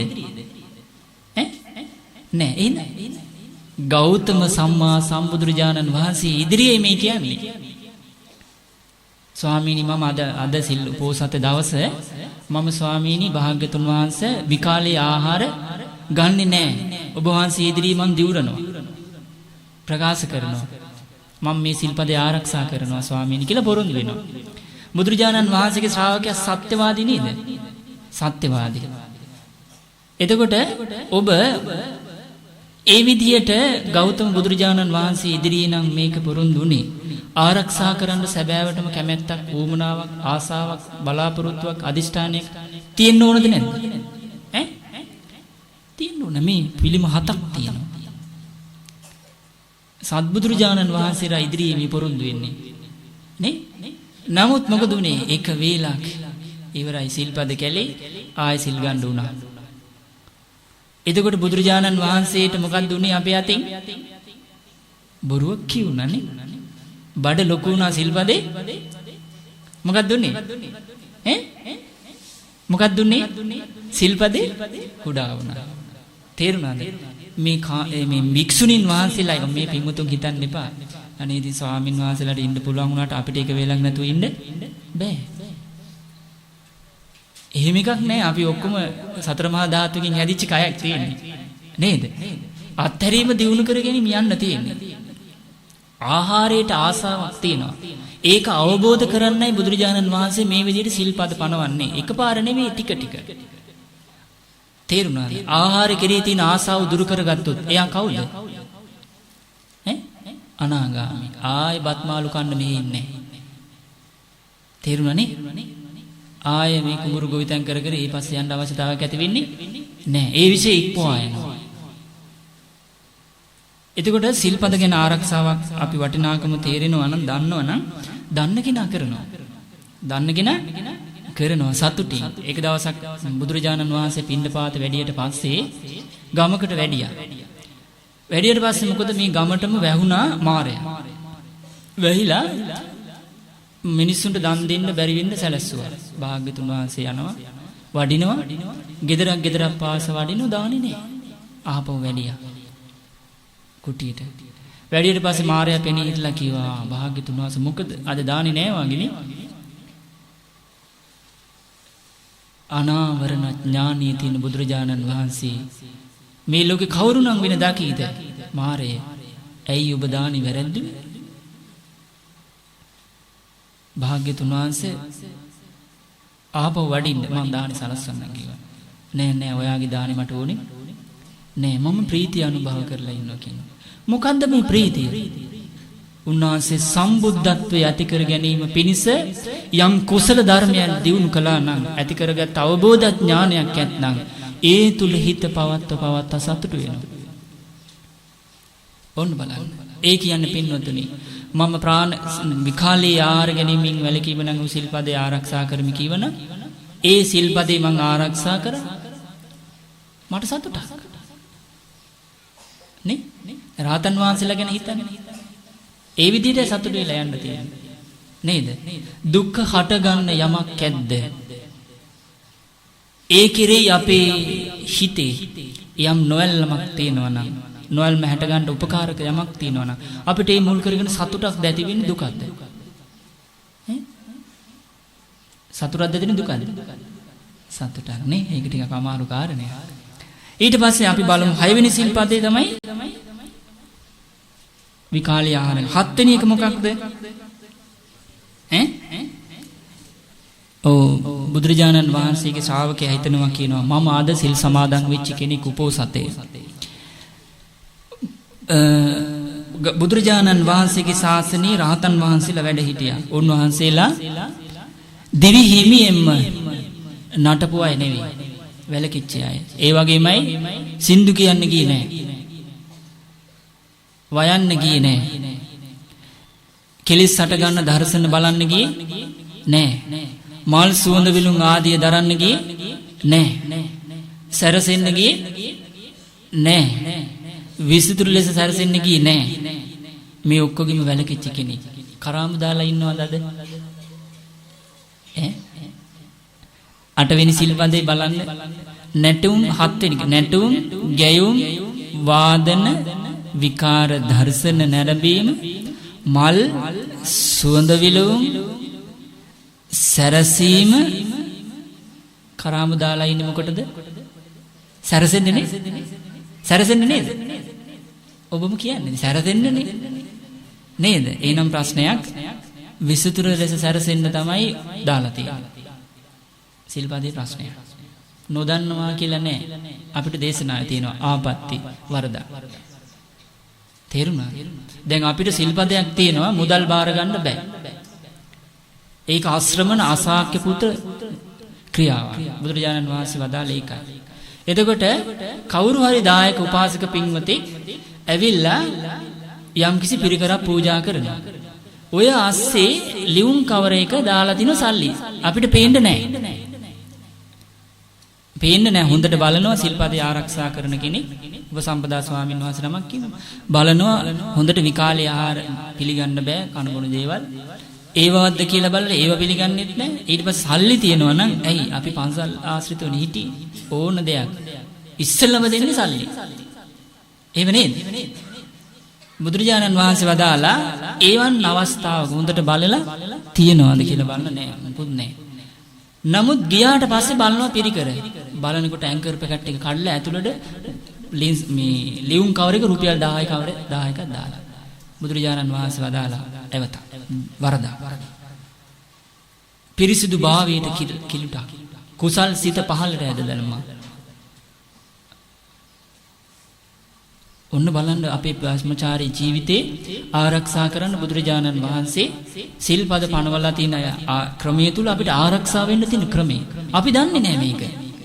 මුදල් ගන්න දෙන කටයුතු බෑ සංඝයාට. ඇයි රාග දේශ මොහ දුරු කිරීම පිණිස ගැලපෙනවද ඒක? ඒක ගැලපෙන්නේ නැහැ. ඒකෙන් හටගන්නේ රාගයයි දේශයයි මොහයයි. ඇවිස්සීමයි. විසිරීමයි. කෙලෙස්. ඒ නිසා බුදුරජාණන් වහන්සේ වදාලා යන්න එපා කිව්වා ඒ පැත්ත.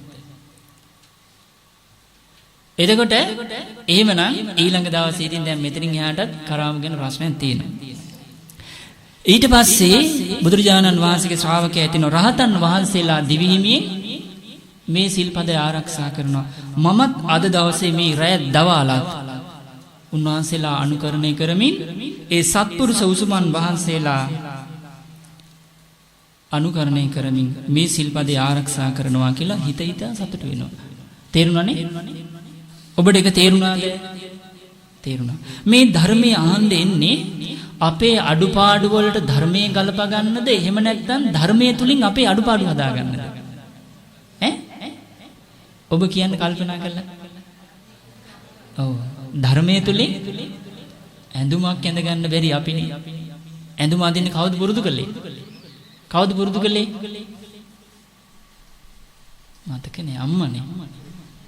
තාත්තනේ පුරුදු කළේ. එහෙම නේද? හැබැයි තාම පුළුවන්ද මේ අපිට හරියට අඳුමක් ඇඳ ගන්න? බෑ. තාත්තම්ම දිහා බලනොත් තාත්තම්මටත් බෑ. එහෙම එකක් නේද? ඇයි හේතුව? අපිට සියලු තැන්හි නිවැරදි වෙන ධර්මය අපේ ජීවිතවලට ලැබිලා තිබුණේ නෑ. ඉතින් ඒ නිසා සාමාන්‍යගත සංසාරේ යන සත්වයාගේ ජීවිතය තුල නිවැරදි නෑ. ගොඩක් වැරදිමයි. වැරදිමයි තියෙන්නේ. හිතන තැන කරන දේවල් තුල වචන ඔස්සේ කෙලෙස් සහිත බවමයි තියෙන්නේ. ඉතින් ඒ නිසා මෙන්න මේ තුන් තැන නිවැරදි කරගන්නයි බුදුරජාණන් වහන්සේගේ ධර්මයේ අපි සරණ යා යුත්තේ. ඒ සරණ යාම තුළ ජීවිතේ සුවපත් වෙනවා මේ සිත කය වචනය සංවර වීමෙන්. සංවර වෙන්නේ සිත කය වචනේ මේ සිද්ධ වෙන මේවා තුලින් සිද්ධ වෙන පස්පව දසකුසලෙන් වැළකීමෙන්. එතකොට ජීවිතය අර්ථවත් වෙනවා. යහපතක් ඇති කරලා දෙනවා. පින් රැස් වෙනවා. කුසල් වැඩි වෙනවා. අකුසලයෙන් නිදහස් වෙන්න අවස්ථාව ලැබෙනවා. ඒ නිසා පින්වත්නි අපි මේක තේරුම් ගන්න ඕන කාරණයක්. ඊළඟට බුදුරජාණන් වහන්සේ වදාලා 8 වෙනි සිල්පදය ගැන සිහි කරනවා කියනවා. බුදුරජාණන් වහන්සේගේ භික්ෂු උපාසක උපාසිකා කියන ඒ ශ්‍රාවක පිරිස උපෝසතේ සමාදන් වෙලා සිහිපත් කරනවා කියනවා. මම සරණ ගිය මාගේ ගෞතම සම්මා සම්බුදුරජාණන් වහන්සේගේ ශාසනයේ ඒ රහතන් වහන්සේලා දිවි දෙවිනි කොට ශ්‍රද්ධාව සිල්වත් බව සමාධිය ප්‍රඥාව දියුණු කරලා සියලු දුකින් නිදහස් වෙච්ච උතුමන් වහන්සේලා දිවි හිමියෙන්ම කෙලෙස් හටගන්න ඒ උසස් ආසන වටිනා සුඛෝපභෝගී ආසන පරිහරණේ උසසුන් මහසුන් වලින් වැලකිච්ච කෙනෙක් වැලකිලා උන්වහන්සේලා මේ සාමාන්‍ය ඇඳක පැදුරක වගේ තමයි සැතපුනේ. මමත් ඒකම ඒ විදිහට අද අනුකරණය කරනවා. මේ රැයත් දවාලත් පැදුරකාරී ඇඳක හරි ඇඳේ මෙට්ටේ තිබ්බොත් ප්‍රශ්නේ. තේරුණානේ? සාමාන්‍ය විදියට රාතන් වහන්සේලාගේ ජීවත් වෙන විදිහට අද දවසේ මම ජීවත් වෙනවා කියලා බුදුරජාණන් වහන්සේ වදාලා ඒ ශ්‍රාවකයා උපෝසතේ සමාදන් වුණ දවසේ මෙන්න මේ විදිහට සිහිපත් කරලා සතුටටපත් වෙනවා කියලා බුදුරජාණන් වහන්සේ වදාලා. එතකොට මේක බුදුරජාණන් වහන්සේගේ ශ්‍රාවක සංඝ රත්නේ උපාසක උපාසිකා කියන සිව්වණක් පිරිසේ කුමක්ද? සීලය. එහෙමනම් ඔබ අද රැකලා තියෙන සීලය මොකක්ද? අට්ඨාංග උපෝසතේ නේද? කය වචනේ සංවරයි. එතකොට හිතට පුළුවන් දේ ඔස්සේ අකුසලෙන් වැඩෙන්න බෑ. කාමයන්ගෙන් වෙන් වෙන දවසක්. විකාල භෝජනේ, නැටුම් ගැයුම් වාදන, විකාර දර්ශන, මල් සුවඳ විලවුන් දැරීම, උස්සසු මාව අසුන් මේ කාමයේ නෙවේද? එතකොට ඔබ අද සමාධියටත් ලං වෙච්ච දවසක්. එතකොට සිල්වත් බව උපකාරුණේ කුමකටද? සමාධියට, චිත්ත ඒකාග්‍රතාවයට, හිතේ එකඟ බවට.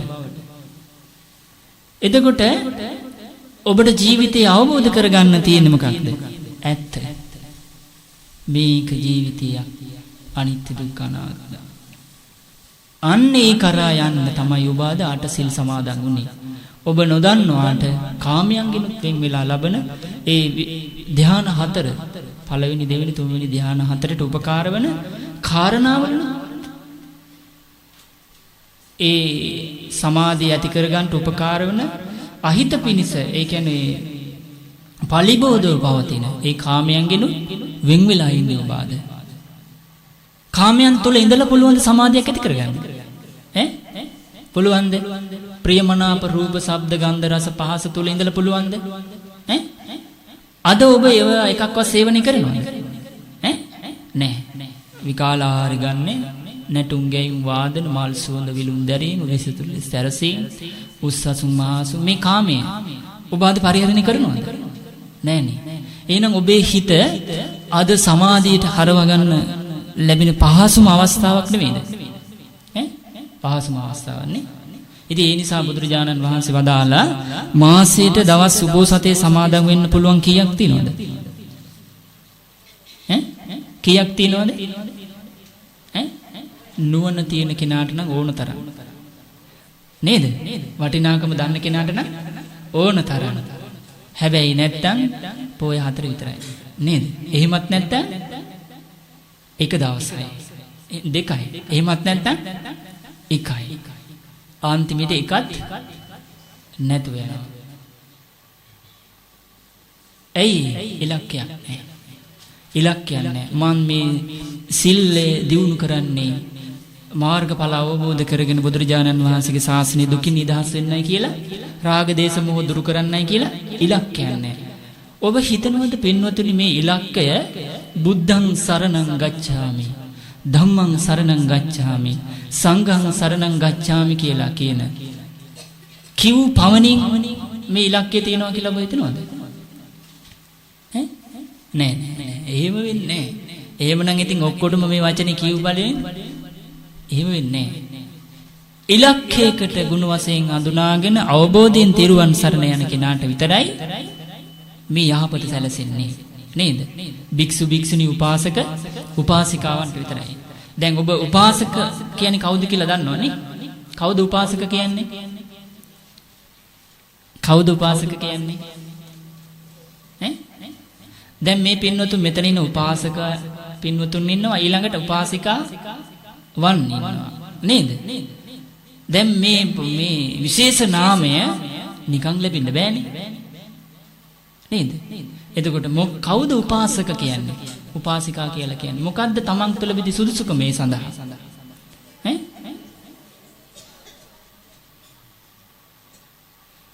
ඇහෙන්නේ නෑ අම්මා. මට නම් මේ ළඟ ඉන්න කෙනෙක් කියන්නේ මොකද්ද? වැරදි කියලා අනිත් අය නෝන්නි කරයි කියලා කියන්නේ නැද්ද? එහෙමද? ප්‍රශ්නයක් තියෙනවා. දවසක් බුදුරජාණන් වහන්සේ ළඟට මහා නාම සූත්‍රයේ සම්යුත්ත නිකායේ පහේ දෙකේ වගේ මට මතක මහා නාම ශාක්‍ය ඇවිල්ලා අහනවා ස්වාමීනි මේ බුද්ධ ශාසනයේ උපාසක කියලා කෙනෙක් ඉන්නවා. කවුද ස්වාමීනි මේ උපාසක කියන්නේ? පින්වත් මහා නාම යම් කිසි කෙනෙක් මේ තථාගතයන් වහන්සේ මේ බුදුරජාණන් වහන්සේගේ ගුණ කීයක් තියෙනවද? 9ක් තියෙනවා. ඒ ගුණ 9 දැනගෙන ඒ ගුණ 9 කෙරෙහි හිත පහදවා ගන්නවා නම් අවබෝධයෙන්ම ඒ ගුණ කෙරෙහි හිත පහදවාගෙන උන්වහන්සේ සරණ යනවා නම් ඒ වගේමයි ධර්මයේ ගුණ කීයක් තියෙනවද? ගුණ 6ක් තියෙනවා. ඒ ගුණ 6 කෙරෙහි හිත පහදවාගෙන ඒ ධර්මයේ සරණ යනවා නම් ආර්ය මහා සංඝරත්නයේ ගුණ කීයක් තියෙනවද? ගුණ 9ක් තියෙනවා. ඒ ගුණ 9 අර්ථ වශයෙන් දැනගෙන ඒ ගුණ 9න් යුතු ආර්ය මහා සංඝරත්නයේ කෙරෙහි හිතේ පැහැදීමක් තියෙනවනම් ඒ පැහැදීම දියුණු කර ගැනීම අවශ්‍යතාවයක් තියෙනවනම් බුදුරජාණන් වහන්සේ වදාළා පින්වත් මහා නාම උපමනකින් උපාසක උපාසිකාවන් වෙයි. එතකොට උපාසක උපාසිකාවන් කියන්නේ කවුද? අවබෝධයෙන් යුතුව තෙරුවන් සරණ ගිය කෙනෙක්. එහෙනම් ඔබ දැන් ඔබේ ජීවිතෙන් ඇත්ත බලන්න අහලා හිතින් අහලා බලන්න මම උපාසකයෙක්ද?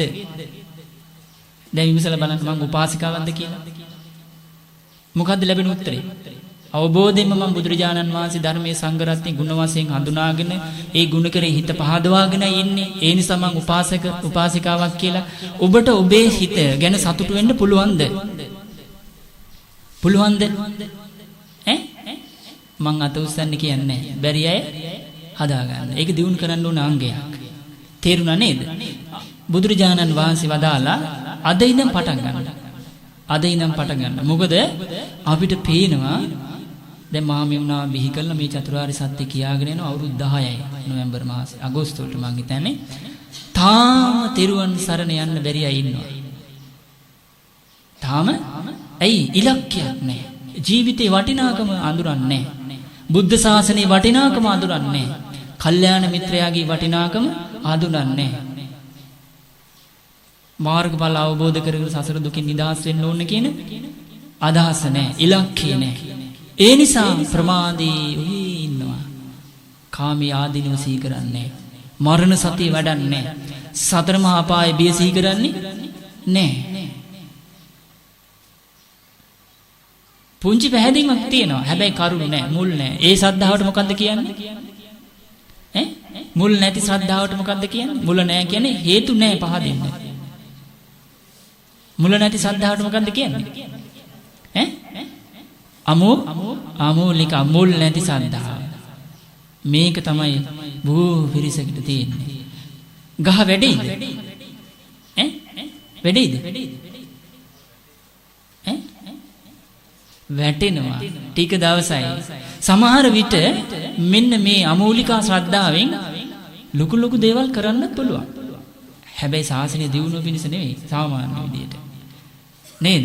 දැන් අපිට පේනවා මේ වෙනකොට මේ මහමෙවුනාවේ මේ ධර්ම ප්‍රචාරක කටයුතු කරන්න විශාල වශයෙන් පිරිස් හිටියා. බලතල තියෙන, නිලතල තියෙන උසස් අය හිටියා. මේක අලුත් දෙයක් නේ. ඉතින් අපිට තේරෙන්නේ නැහැ මේ මොකක්ද කියලා. ඉතින් අපිට හිත කියන්න බෑනේ කාටද?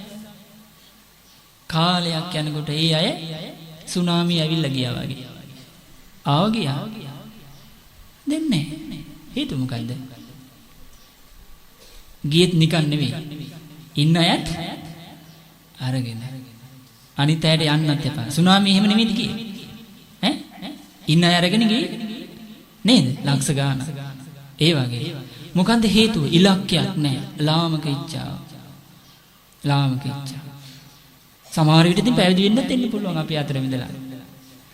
ඉලක්කයක් නැහැ. ඊට පස්සේ මොකද වෙන්නේ? පැවිද්ද තුල තියෙන රසවත් භාවයක්. ලාභ සත්කාරයට අවුන තියලා. ඒකෙන් සතුට වෙනවා. ඊට පස්සේ මොකද වෙන්නේ? අපිට යන්න හම්බෙන්නේ මේ පින්වතුන්ට වායේ ත්‍රිවිල් එකේ නෙමෙයි. ප්‍රාඩෝ, ඉන්ටර්කූලර්, AC ඕනනම් ඒක දාගන්න පුළුවන් නැත්නම් නැතු වෙන්න පුළුවන්. එහෙම යන්න තියෙන්නේ. මේ පින්වතුන් බොහොම වෙහෙස මහන්සි වෙලා මං හිතන්නේ ජීවිතේට කීතරක කන්න නැති එක තමයි අපිට වෙලා ගෙනල්ලා දෙන්නේ. ඒ කෑමත් එහෙමයි. චීවර, පිණ්ඩපාත, සේනාසන, ගිලම්පස, බේත් පිරිකර සියලු දේ මේ තියෙනවා. ඉලක්කයක් නැති කෙනා නොමග යනවා. සුනාමියට වුණා වගේ ලාභ සත්කාරවල. බුදුරජාණන් වහන්සේ වදාලා එයා ඉන්නේ ටික දවසයි මේ ශාසනය මැරිලා යනවා. මැරෙනවා කියන්නේ මොකන්ද? ගිහි වෙනවා. ගිහි වෙනවා. ඒක තමයි ශාසනය මැරෙනවා කියලා කියන්නේ. බුදුරජාණන් වහන්සේ වදාලා මහණනි කෙනෙක් ඒ විදිහට පැවිදි වෙලා ආපහු ගිහි ගෙදරට යනවා නම් හේතුව මේකයි කියනවා. එයා කරුණු පහක් දිනු කරලා නැහැ. අංගුත්තර නිකායේ පංචක නිපාතේ තියෙනවා. එයා ශ්‍රද්ධාව දිනු කරලා නැහැ. පවට ලැජ්ජ බය දිනු කරලා නැහැ. අකුසලයේ හඳුනාගෙන අකුසලයෙන් මිදිලා කුසලයේ දිනු කරන්න ඕන කරන වීරිය දිනු කරලා නැහැ. මේ ජීවිතයේ හේතු නිසා හටගෙන හේතු නැතිවීම නැති වෙලා යන දෙයක් කියන මේ විමසීම දියුණු කරලා අනිත්‍ය දර්ශනය ප්‍රකට කරන ප්‍රඥාව වැඩෙන චතුරාර්ය සත්‍ය ධර්මය වැඩෙන ප්‍රතිපදාව විඳලා නැහැ. ඒ නිසා මහන්නේ ඒ බඳු කෙනා gedara කියනවා. අපිට ඒ ආරංචිත් ලැබෙනවද නැද්ද? ලැබෙනවා. මේ ඉන්නවා ඕන්න මහාන වෙන්න ගියා කියනවා. නෑ ගමේ ඕන්න සයිමන් අයියා. බිබී හිටිය දැන් සිල් ගන්නවා කියනවා. හොඳයි. ටික දවසකින් ආරංචි වෙනවන්න ආයෙමත් බෝක්කුඩ වැටිලා. ඒක පැත්තක්. ආය ආරංචි වෙනවා අසවල් පුතා හරි හොඳයි දැන්. බණ භාවනා වැඩි සම්බන්ධ වෙනවා. දැන් හරි හොඳයි. අන්න කාලෙකට ආරංචි එයා දැන් මහාන වුණා. අවුරුදු ගානකට පස්සේ ආරංචි නාන්න ආපහු ගෙදර ඇවිල්ලා. එහෙම නෙමෙයිද? එහෙමනේ. එහෙමයි හැම තැනම අනතුරක් තියෙන්නේ. අකුසලයට අහු වෙන ස්වභාවයේ ජීවිතේක හැම තැනම තියෙනවා. ඒ නිසා අකුසලයෙන් මිදෙනවා කියන එක පින්වත්නි හඳුනාගෙන බුද්ධිමත් අයගේ වැඩක්. ඒකයි කියන්නේ බුදුරජාණන් වහන්සේගේ ධර්මයේ ගුණයක් තියෙනවා.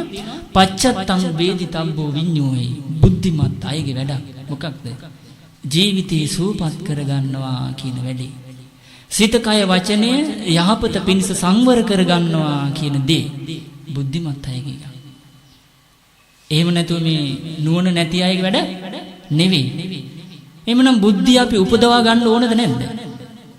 නුවණ උපදවා ගන්න ඕනද නැද්ද? බුද්ධිය උපදවා ගන්න ඕන. නුවණ ඇති කර ගන්න ඕන. ඒ සඳහා කරන්න තියෙන්නේ මොකක්ද? කල්යාණ මිත්‍ර ඇසුර තියෙන්න ඕන. ඊළඟට ඒ කල්යාණ ධර්මයේ සිත කය වචනේ සංවර කරන සතර මහා අපායන් නිදහස් කරන මෙලොව පරලොව යහපත ඇති කරන සසර දුකින් නිදහස් වෙන ඒ කල්යාණ මිතුරාගෙන් ලැබෙන්න ඕන ඒ ධර්මය. ඊට පස්සේ අපි ඒක මතක තියාගෙන සීල සමාධි ප්‍රඥා වශයෙන් අපි දියුණු කරන්න ඕනේ. ඒකට කියනවා ධම්මානුධම්ම පටිපදාව. මෙන්න මේ ටික ලැබෙන්න ඕනේ. ඒ නිසා මේ පින්වතුන් සතුටු වෙන්න මේ අවස්ථාව දැන් අපිට ලැබිලා. එතකොට උපාසක කියන්නේ කවුද? තෙරුවන් සරණ ගිය අවබෝධයෙන් යුක්තව තිසරණේ කෙරෙහි ගුණ වශයෙන් හඳුනාගෙන තිසරණේ කෙරෙහි හිත පහදවා ගත් කෙනා කවුද? උපාසක. බුදුරජාණන් වහන්සේ වදාලා එතකොට මේ උපාසක මහත්තයා හෝ උපාසක අම්මනේ උපාසක උපාසිකාවන් පිරිහෙන කරුණුත් තියෙනවා. එතකොට බුදුරජාණන් වහන්සේ වදාලා උපාසක පරිහානි සූත්‍රයේ තියෙන අංගුත්තර නිකායේ පංචක නිපාතේ වගේ මට මතක මේ අංග 8න් යුතු අට්ඨාංග උපෝසතේ නිවන පිණිසදී පුරුදු කරන කෙනා තව කරුණු 7ක් තියෙනවා. දිනු කලේ නැත්තම් පිරීලා යනවා. 8ම පිරීලා යනවා. තේරුණානේ? ඒ මේ රකිල සීලය අංග 8 පිරිහිලා යනවා. කරුණු 7ක් දිනු කරේ නැත්තම්. ඒ තමයි උපාසක උපාසිකාවන්ගේ පිරීම පිණිස හේතු වෙන කරුණු 7. මේ අංග 8න් අට්ඨාංග උපෝසතේ රකින්න සීලය රකින්නේ පින්වත් උපාසක උපාසිකාවන් විසින් නිතර සංඝයා බැහැ දකින්න නැත්තම් සීලේ පිරිහිනවා. නිතර සංඝයා සිල්ලතුන් ගුණවතුන් වහන්සේලා හමු වෙන්නේ නැත්තම් මේ සීලය පිරිහිලා යනවා.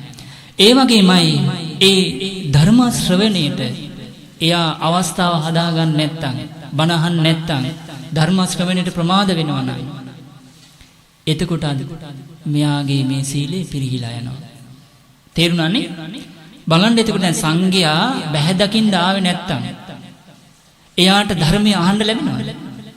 අහන්න ලැබෙන්නේ නැහැ. එතකොට බුදුරජාණන් වහන්සේ වදාලා එන්නේ නැත්නම් ධර්මය අහන්න ලැබෙන්නේ නැහැ. ලැබෙන්න නැත්නම් එයා මොකද වෙන්නේ? සීලේ හික්වෙන්න තියෙන අවස්ථාව මෙයාගේ ජීවිතේ ගිලිහිලා යනවා. සීලේ වටිනාකම මෙයාට අවබෝධ කරගන්න අවස්ථාවක් ඇති වෙන්නේ නැහැ. සීල් රැක්කට වැඩක් නැහැ. පරණ තැනට වැටෙනවා කියලා හිතෙනවා.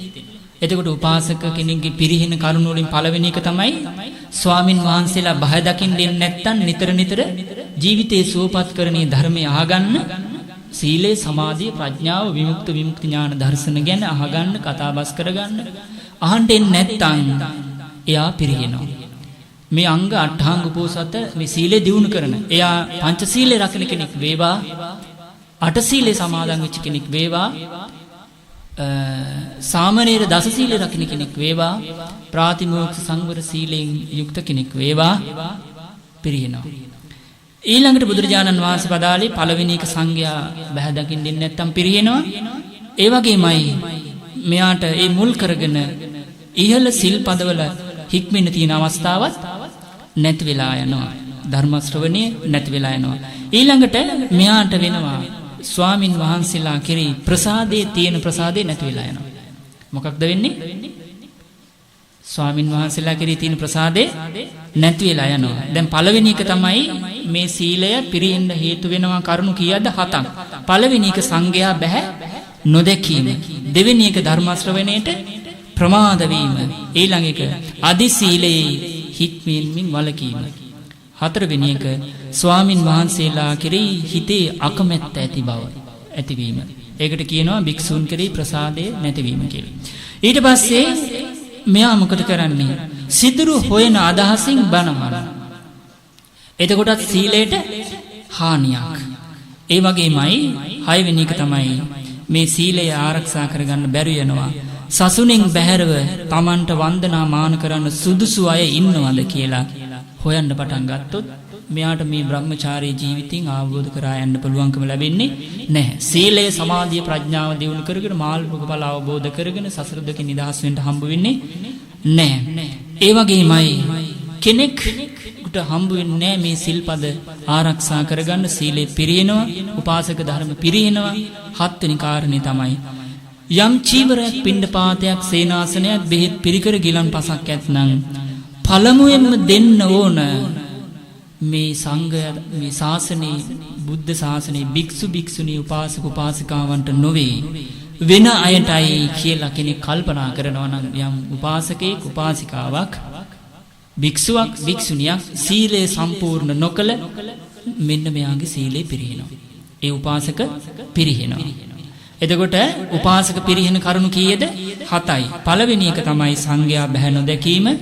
දෙවෙනි එක ධර්ම ශ්‍රවණයට ප්‍රමාද වීම, බණහඬ ප්‍රමාද වීම, අදි සීලේ හික්මීමෙන් වැළකීම. ඒ කියන්නේ ලොකු ලොකු සිල්පදවල ආරක්ෂා වෙන්නේ නැත්නම්. හතරවෙනි එක ස්වාමින් වහන්සේලා කෙරෙහි ප්‍රසාදේ නැත්නම්. පස්වෙනි එක වැරදි හොයන්න බණහනවනම්, සසුනෙන් බැහැරව වන්දනාවට සුදුසු අය හොයනවනම්. හත්වෙනි කාරණේ තමයි බෙහෙත්, චීවර, පිණ්ඩපාත, සේනාසන, බෙහෙත් පිරිකර ගිලන්පස ආදිය දෙන්න ඕනේ මේ ශාසනයේ භික්ෂු භික්ෂුණී උපාසිකාවන්ට නොවේ අනිත් අයට කියලා කල්පනා කරනවා නම් අන්නේ උපාසක කෙනා බුදුරජාණන් වහන්සේ වදාලා පිරිහිනවා. තේරුණානේ? පිරිහිනවා. ඊළඟට බුදුරජාණන් වහන්සේ වදාලා මෙන්න මේ විදියට පිරිහෙන කෙනාගේ ජීවිතය තුල හඳුනා ගන්න කියනවා ඒ උපාසක මහත්තයා කොයි වගේ කෙනෙක්ද කියලා. තේරුණානේ? දැන් බලන්න මේ බුද්ධ ශාසනයේ අර්ථය අවබෝධ කරන්න කියලා ආපු කෙනාටත් අනුතුරක් වෙන්න තියෙන අවස්ථා වැඩිද නැද්ද? වැඩි. අර කරුණු 7 තමන්ගේ ජීවිතය තුල තියෙනවා නම් එයා පිරිහෙන කෙනෙක්. ඊට පස්සේ බුදුරජාණන් වහන්සේ වදාලා නමුත් අපිට පේනවා මේ කරුණු තුලත් ඉඳගෙන අට සිල් ගන්න අය නැද්ද? පන්සිල් ගන්න අය නැද්ද? ඈ? එහෙම නැද්ද? ඉන්නවනේ. ඉලක්කයක් නැහැ. මුල් නැහැ. බුදුරජාණන් වහන්සේ වදාලා ඒ උපාසක කෙනා කලින් කතා කරලා ඇති. කරුණු 5කින් එයාව හඳුන්වනවා. කරුණු 3කින්. තේරුණා නේද? තේරුණාද? අර අට සීලය සමාදන් වෙච්ච කෙනාගේ සීලයට අනතුරු වෙන කරුණු කීයක් තියෙවද? 7යි. එතකොට එයා බුදුරජාණන් වහන්සේගේ ශාසනයේ ඉලක්කය කරා යන උත්තම භික්ෂු භික්ෂුණී උපාසක උපාසිකාවන්ද අටසිල් සමාදන් වෙලා අර උපාසක පරිහානියට තියෙන කරුණු 7 තියෙනවා නම් උත්තම කෙනෙක්ද නෑ. ඊට පස්සේ බුදුරජාණන් වහන්සේ වදාලා අන්න එයාට කියන කාරණා 3ක් විස්තර කරනවා. එයාට තමයි කියන්නේ උපාසක චණ්ඩාල. තේරුණානේ? කවුද? උපාසක චණ්ඩාල. උපාසක මලකඩ. උපාසක පිළිකුල. ඊට පස්සේ බුදුරජාණන් වහන්සේ වදාළනවා එයාගේ ජීවිතේ මෙන්න මේ කරුණු තියෙනවා කියනවා. ශ්‍රද්ධාව නැහැ කියනවා. ශ්‍රද්ධාව නැහැ. දුස්සීල වෙනවා. ඊට පස්සේ එයා අදහන්නේ බුදුරජාණන් වහන්සේගේ යහපත පිණිස සීල සමාධි ප්‍රඥා දියුණු කරන්න කියලා කියපු වැඩපිළිවෙල නෙවෙයි. එහෙනම් නැකත් කේන්දර සුබ නිමිති මේවා කියන යහපත් විදිහට පිළිගන්නේ. ඊට පස්සේ ඒවමයි කියන ඔයාගේ ජීවිතේ වෙලාගෙන තියෙන්නේ. අන්න යාට කියනවා උපාසක චණ්ඩාල. තේරුණාද? තේරුණාද? තේරුණාද? උපාසක චණ්ඩාල කියලා කියනවා. එතකොට උපාසක චණ්ඩාලෙක් වෙන්නේ එකපාර නෙවෙයි. ඉලක්කයෙන් බැහැර වෙච්ච ගමන්. මොකක්ද ඉලක්කය? මං බුද්ධං ධම්මං සංඝං සරණං ගච්ඡාමි කියලා සරණ ගියේ අවබෝධයෙන්ම තිසරණේ කරේ හිත පහදවාගෙන මේ මෙලව පරලොව යහපත පිණිසයි. සිත කය වචනේ සංවර කර ගැනීම පිණිසයි. ඒ වගේම සතර මහා අපායේ නිදහස්ව ලබන ඒ සෝතාපන්න සකදාගාමි අනාගාමි අරහත් කියන මාර්ගඵල අවබෝධ කරගෙන සීල දුකින් නිදහස් වීම පිණිසයි කියන ඉලක්කයෙන් බැහැර වුණොත් එයාට වර්ධිනවා. තේරුණාද? එයාට වර්ධිනවා. වර්ධින වැරදිල්ල තමයි බුද්ධ දේශනාවේ නොයේකුතු වචන ඔස්සේ මේ බුදුරජාණන් වහන්සේ අපිට කියා දෙන්නේ. එතකොට අපිට මේවා තේරුම් ගන්නට අහන්න ලැබුණොත් නිවැරදි වෙන්න අවස්ථාවක් තියෙනවද නැද්ද? නුවණ තියෙන කෙනෙක් තියෙනවා. තේරුණානේ? මේක ටිකක් අමාරුයි. ඇයි? නොමගගේ හිතක් තියෙන්නේ. ඒ හිත වැඩුණේ පෙන්වතුනි නිකන් නෙමෙයි. එකපාර නෙමෙයි. නොමග ගියේ ඇස ඔස්සේ හිත. නොමග ගියේ හිත කන ඔස්සේ. හිත නොමග ගියේ නාසය ඔස්සේ. හිත නොමග ගියේ දිව ඔස්සේ. හිත නොමග ගියේ කය ඔස්සේ. හිත නොමග ගියේ හිත ඔස්සේ. මොකද්ද මේ හිත ගිය නොමග? ඇසෙන් රාග දේශ මෝහ නංගෝ නොමග ගියා. කනෙන් නාසයෙන් දිවෙන් කයෙන් මනසෙන් රාග දේශ මෝහ නැමැති අහිත පිනිස දුක් පිනිස පීඩා පිනිස පවතින සසර දුක් ඇති කරලා දෙන ජාති ජරා මරණ ශෝක වැළපීම් දුක් දුක්නම් සුසුම් වලින් ඇති කරලා දෙන කරුණු තුනක් තුල නොමග ගියා. ඒ නිසයි මේ අනතුරු තියෙන්නේ. ඉතින් බුද්ධිමත් කෙනා තේරුම් ගන්න ඕනේ හිත නොමග යෑමෙන් වළක්වා ගන්න කල්යාණ මිත්‍ර ඇසුර තියෙන්න ඕනේ. ඒ කලන මිතුරු ඇසුර තුලින් ලැබෙන ජීවිතයේ සුවපත් කරන ඒ කල්යාණ ධර්මයේ අහන්න ඕනේ. මතකේ දරා ගන්න ඕනේ.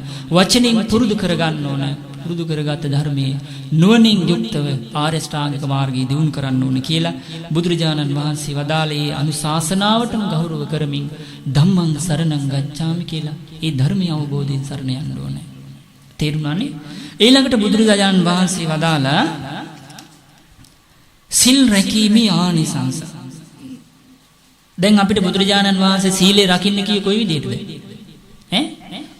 සෙමන මුවා වලිගේ රකින්නවා වගේ. කොයි විදිහටද? මුවෙක් ඉන්නවලු සෙමර කියලා. එයාගේ ලස්සන වලිගයක් තියෙනවලු. එයාගේ ජීවිතේ වලිගේ හරි ආරක්ෂාවක් ඇතුව ආරක්ෂා කරනවලු. බුදුරජාණන් වහන්සේ වදාලා ඒ විදිහට සිල්පද ආරක්ෂා කරන්න කියලා. දැන් මේ පිටුතර කොණ්ඩයක් තියෙනවනේ.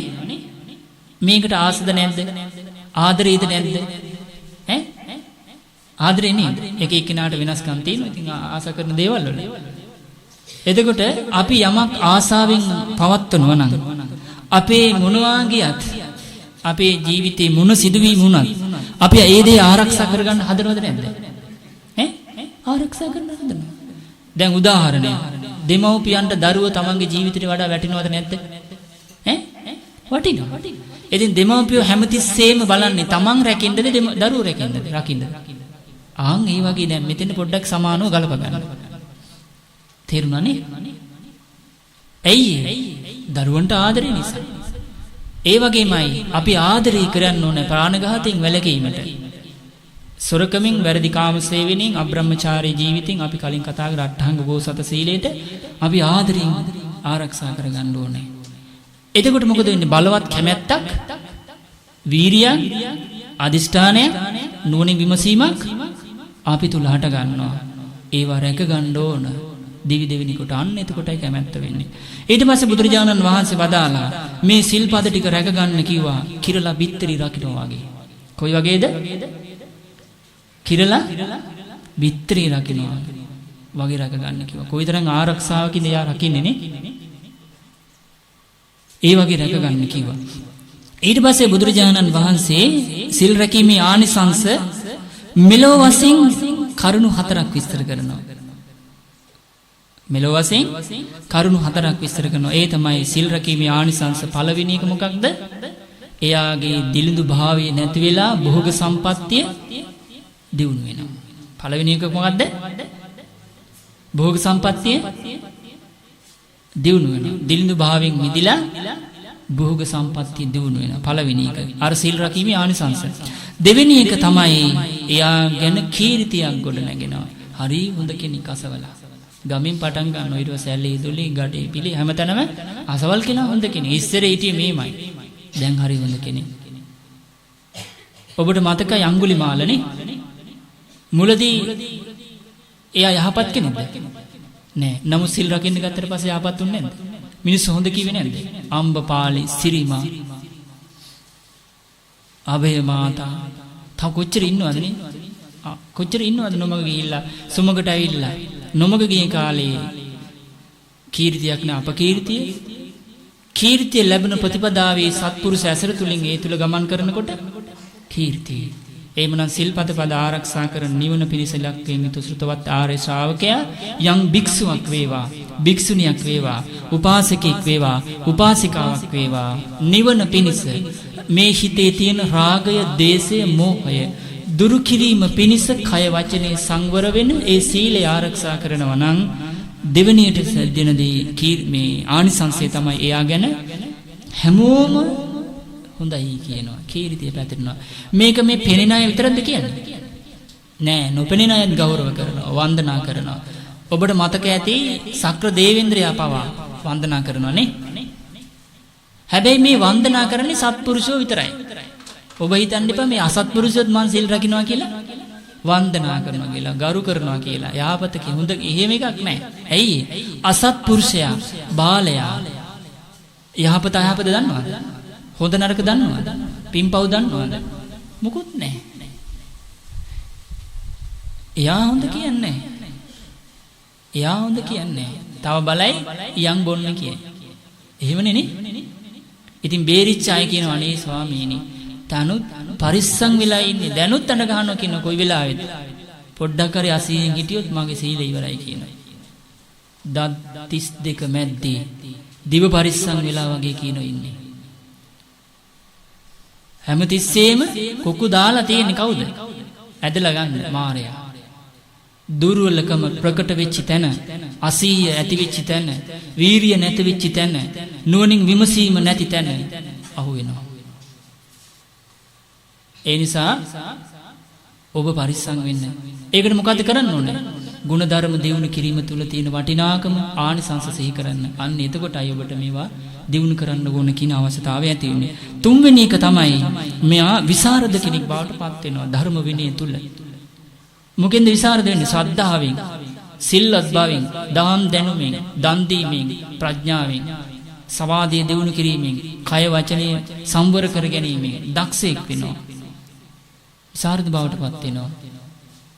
හතරවෙනි කාරණේ ඊටා හොඳ සිහියෙන්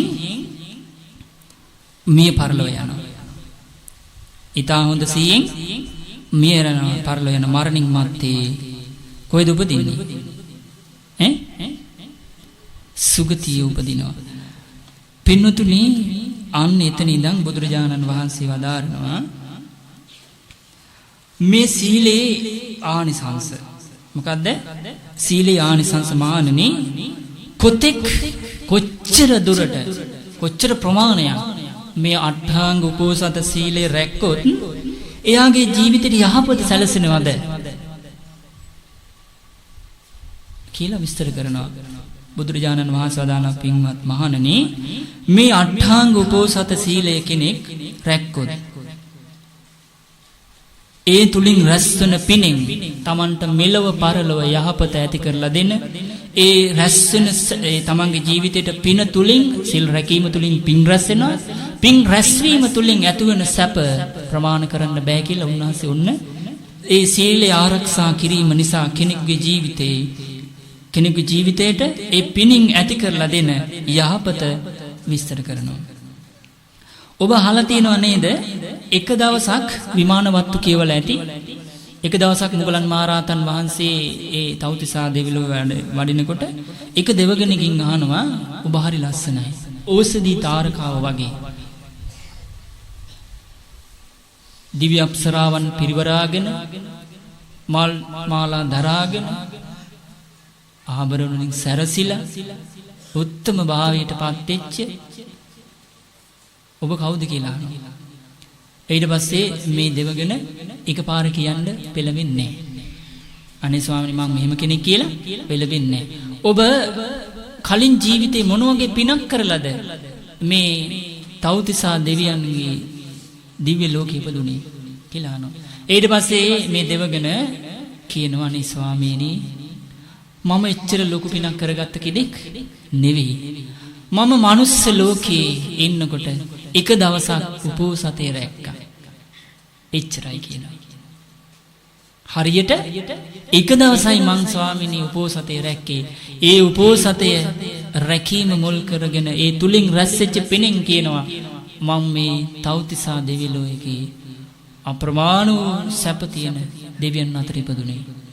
දැන් එහෙමනම් ඔබට හිතෙන්න ඕනේ බුද්ධිමත් කෙනෙක් වශයෙන් අනේ මටත් ඊළඟ දැන් අපි අනිවාර්යෙන් ඉපදිලා මැරෙනවද නැද්ද?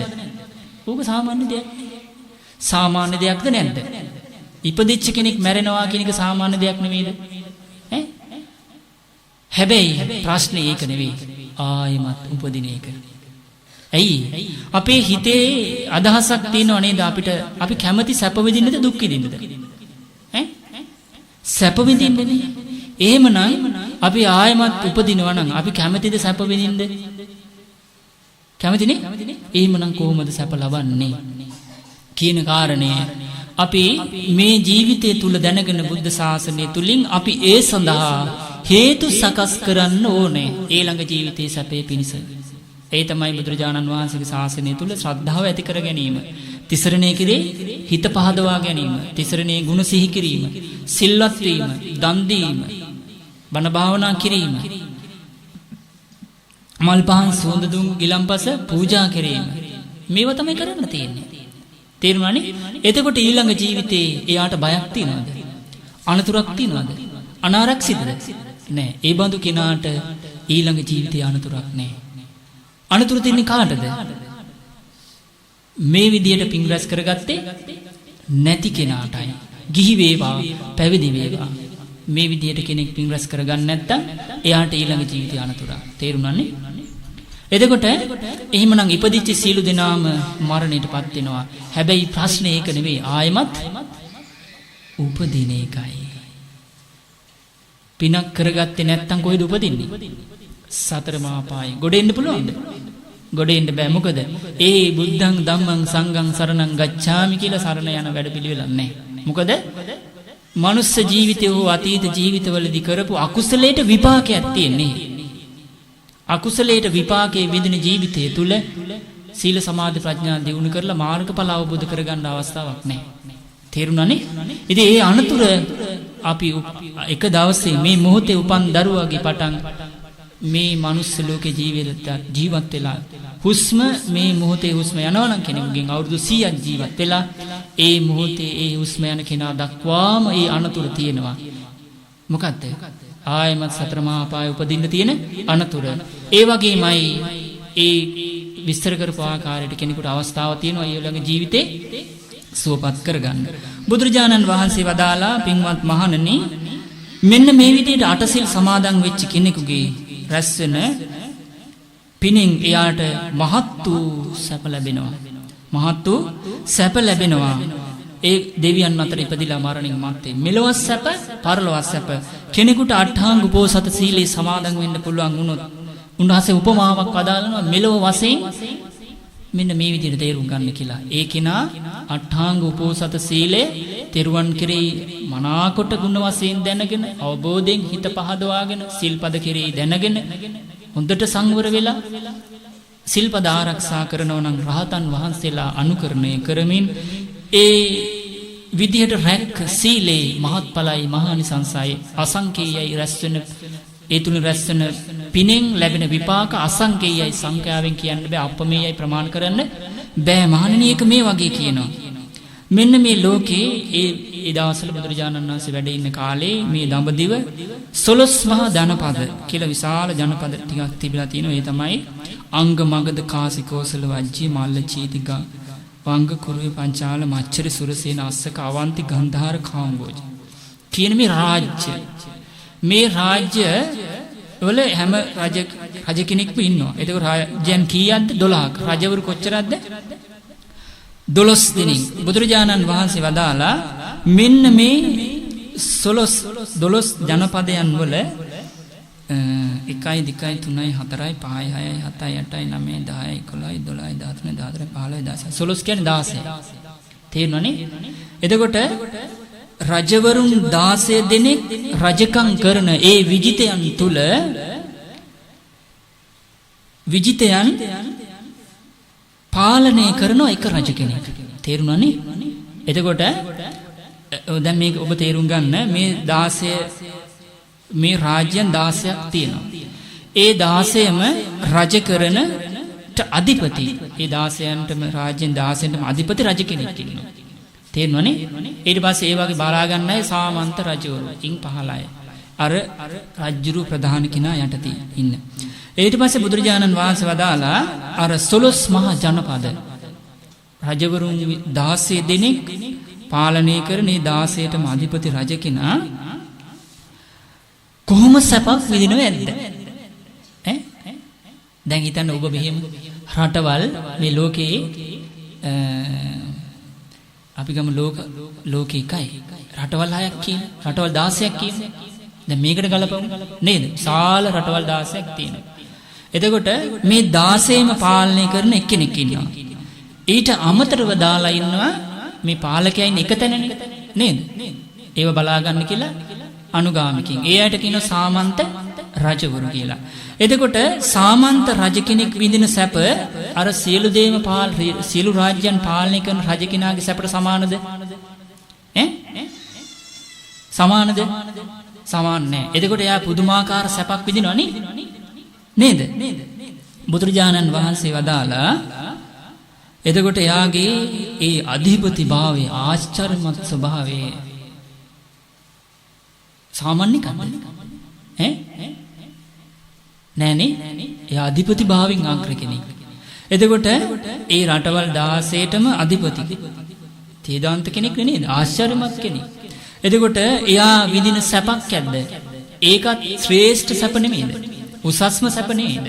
බුදුරජාණන් වහන්සේ වදාලා ඔන්න ඔය විදිහට ඒ රාජ්‍යයන් 16ටම රජ කරන ඒ අනසක පතුරවන ඒ බොහෝ සැප සම්පත් විඳින ඒ රජතුමා විඳින සැපක් ඇතිනේ. තේරුණානේ? ඔබට මේක තේරුණා නේද? ඒ සැප සමාන කරන්න බෑ කියනවා 16න් පංගුවකටවත් අටාංග උපෝසත සීලය සමාදන් වෙලා රැස්වෙන පින තියෙනවනේ. පිනෙන් ඇති කරලා දෙන සැපයෙන් අපි සතුටු වෙනවනේ. ඒ සැපයෙන් 16න් එකක්වත් සමාන නැහැ කියනවා. ඔබට තේරුණාද මේක? නේද? දැන් සීල් රැක්කට පස්සේ කෙලින්ම මරණින් මත්තේ කොහෙද උපදින්නේ? සුගතිය උපදිනවා. එතකොට දිව්‍ය ජීවිතේ උපදුනාට පස්සේ දෙවියන්ගේ සැපයි විඳින මිනිස්සු දැන් අර 12 මහා ජනපදයන්ටම අධිපති ඒ රජතුමා විඳින සැපයි සමාන කරන්න පුළුවන්ද? බුදුරජාණන් වහන්සේ වදාලා ඒ දෙවියන්ගේ දිව්‍ය සැපයෙන් 16න් එකකටවත් සමාන නැහැ.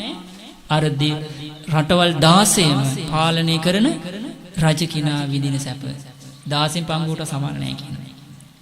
එතකොට එච්චර මහත්ඵල මහානිසංස අසංකේය අප්පමෙය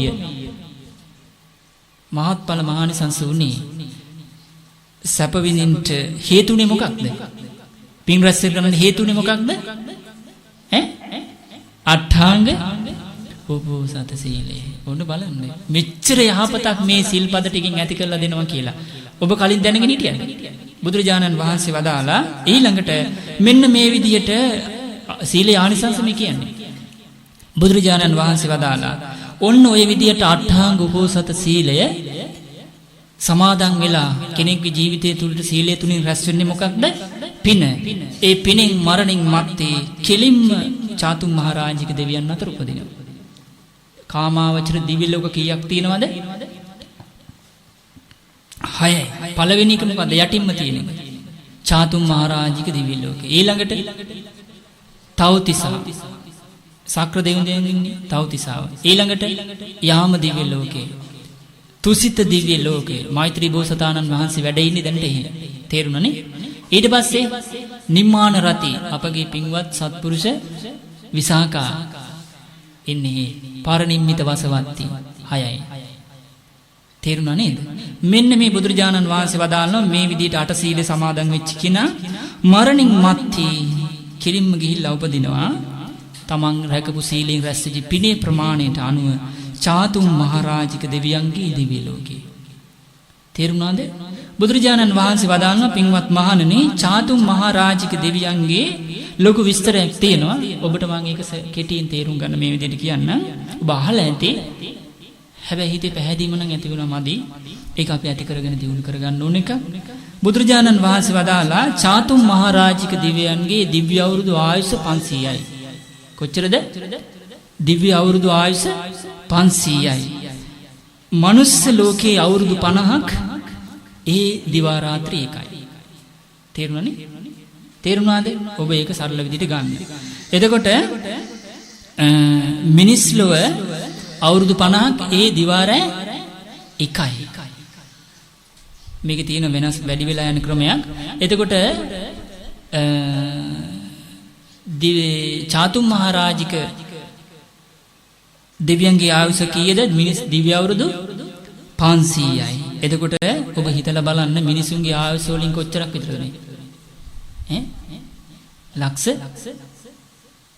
90ක් විතරනේ. ලක්ෂ 90ක් විතර මිනිස් ලෝකේ ආයුෂ එහි දිව්‍ය අවුරුදු 500යි කියන්නේ නේද? ඊට පස්සේ බුදුරජාණන් වහන්සේ වදාලා මේ සිල්පද ටික ආරක්ෂා කරගෙන රකින්න සීලේ ප්‍රමාණයෙන් රැස් වෙන පිනේ වෙනස්කම් තියෙනවද නැද්ද? එහෙම නැත්නම් උපදිනවා මේ අට්ඨාංග උපෝසත සීලේ රකින්න කෙනා තවතිසාවේ. කොහෙද උපදින්නේ? තවතිසා දෙවියන් අතර උපදිනවා. ඒ දෙවියන්ගේ අවුරුදු ආයුෂ දිව්‍ය අවුරුදු 1000යි. මනුස්ස ලෝකෙන් අවුරුදු 100ක් එහි දිවා රාත්‍රී එකයි. තේරුණානේ? එතකොට එහි දිව්‍ය අවුරුදු 1000 කියන්නේ මනුස්ස ලෝකයෙන් අවුරුදු 3 කෝටි 60 ලක්ෂයක් විතර. මට මතක විදියට ගණන් හදලා බලන්න ඕන. තේරුණානේ? එතකොට අතිශය දීර්ඝ කාලයක් නෙමෙයිද? ඈ? අතිශය දීර්ඝ කාලයක් නෙමෙයි. අතිශය දීර්ඝ කාලයක්. මේක තියෙනවා සති මාස අවුරුදු වෙන බෙදලා යන ගානක් තියෙනවා. තේරුණා නේද? එතකොට මෙච්චර අතිශය දීර්ඝ කාලයක් මේ රැස් මේ සැප සම්පත් විඳින්නේ අවුරුදු කීයක් සිල් රැකීම නිසාද? ඈ? සමහර විට එක දවසයි. අර කලින් කතා කළේ එක දවසයිනේ සිල් අරගෙන තියෙන්නේ. දැන් මේ ලෝකේ ඉන්නේ. බලන්න හරියට කරගත්ත නිසා යහපත සැලසිලානේ. එතකොට මේ වගේ ආනිසංස අපිට ඇති කරලා දෙනවා මේ සීලේ රැකීමෙන් කියලා අපි දැනගෙන හිටියානම් අපි මොකද කරන්නේ? වැඩි වැඩියෙන් අපි සිල්පද රකින්න ආරක්ෂා කරන්න පෙළඹෙනවද නැද්ද? පෙළඹෙනවනේ. ඇයි? අපි සැපයට කැමති වෙන්න ඕන. නුවණ තියෙන කෙනෙක් සැපයට කැමති වෙන්න ඕනද නැද්ද? ඈ? අපි මේ ඉපදිලා මැරෙන මොහොත දක්වාම මේ මහන්සි ගන්නේ මොකටද? සැප විඳින්න. සැප විඳින්න. පුංචි දරුවෙක් ලොකු වුණාට පස්සේ ඉස්කෝලේ යවන්නේ මොකටද? ඈ? සැප විඳින්න මාර්ගය හදාගන්න. නේද? ඊට පස්සේ ලොකු වෙනවා. මරණාසන්න මොහොතේ ඉඳ දක්වාම සැපේ කරා නෙමෙයි යන්නේ. ඊට පස්සේ මේ දරුවන්ගෙන් බිහි වෙන දරුවනුත් ඒ පැත්තට නෙමෙයි යොමු කරන්නේ. ඈ? හැබැයි සැප ලබන්න මේ සංසාරේ ගත සත්වයා තෝරාගත්ත ක්‍රමී වැරදි. තේරුණානේ? ක්‍රමී වැරදි. මොකද්ද ක්‍රමී? පස්පව දස අකුසලේ.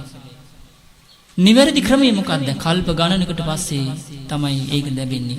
බුද්ධ ශාසනයෙන් මුණ ගැසීම නිසා. ඒ තමයි පස්පයෙන් වැළකීම, දස අකුසලයෙන් වැළකීම, ශ්‍රද්ධා ආදී ඉන්ද්‍රිය ධර්ම දියුණු කිරීම, ආර්ය ශ්‍රාංගික මාර්ගයේ දියුණු කිරීම.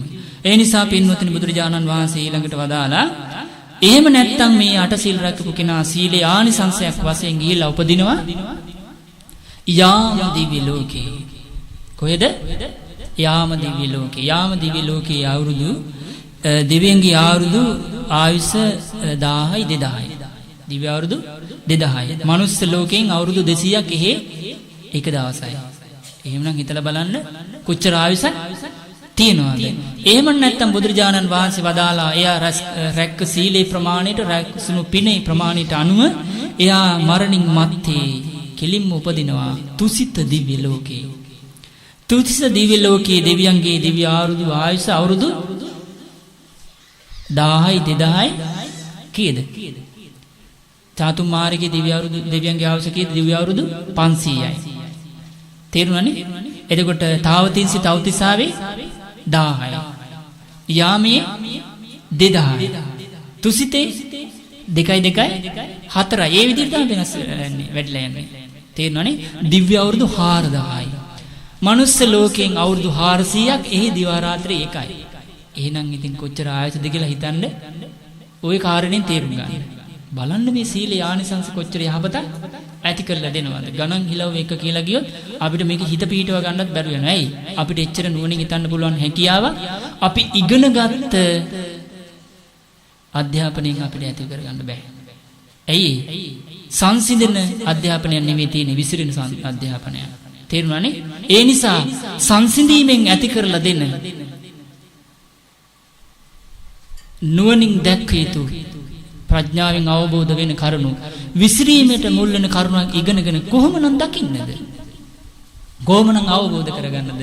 නොමග යාමක්, පැටලිල්ලක්, අතරමං වීමක්, විසිරීමක්, දුකටපත් වීමක් විතරයි.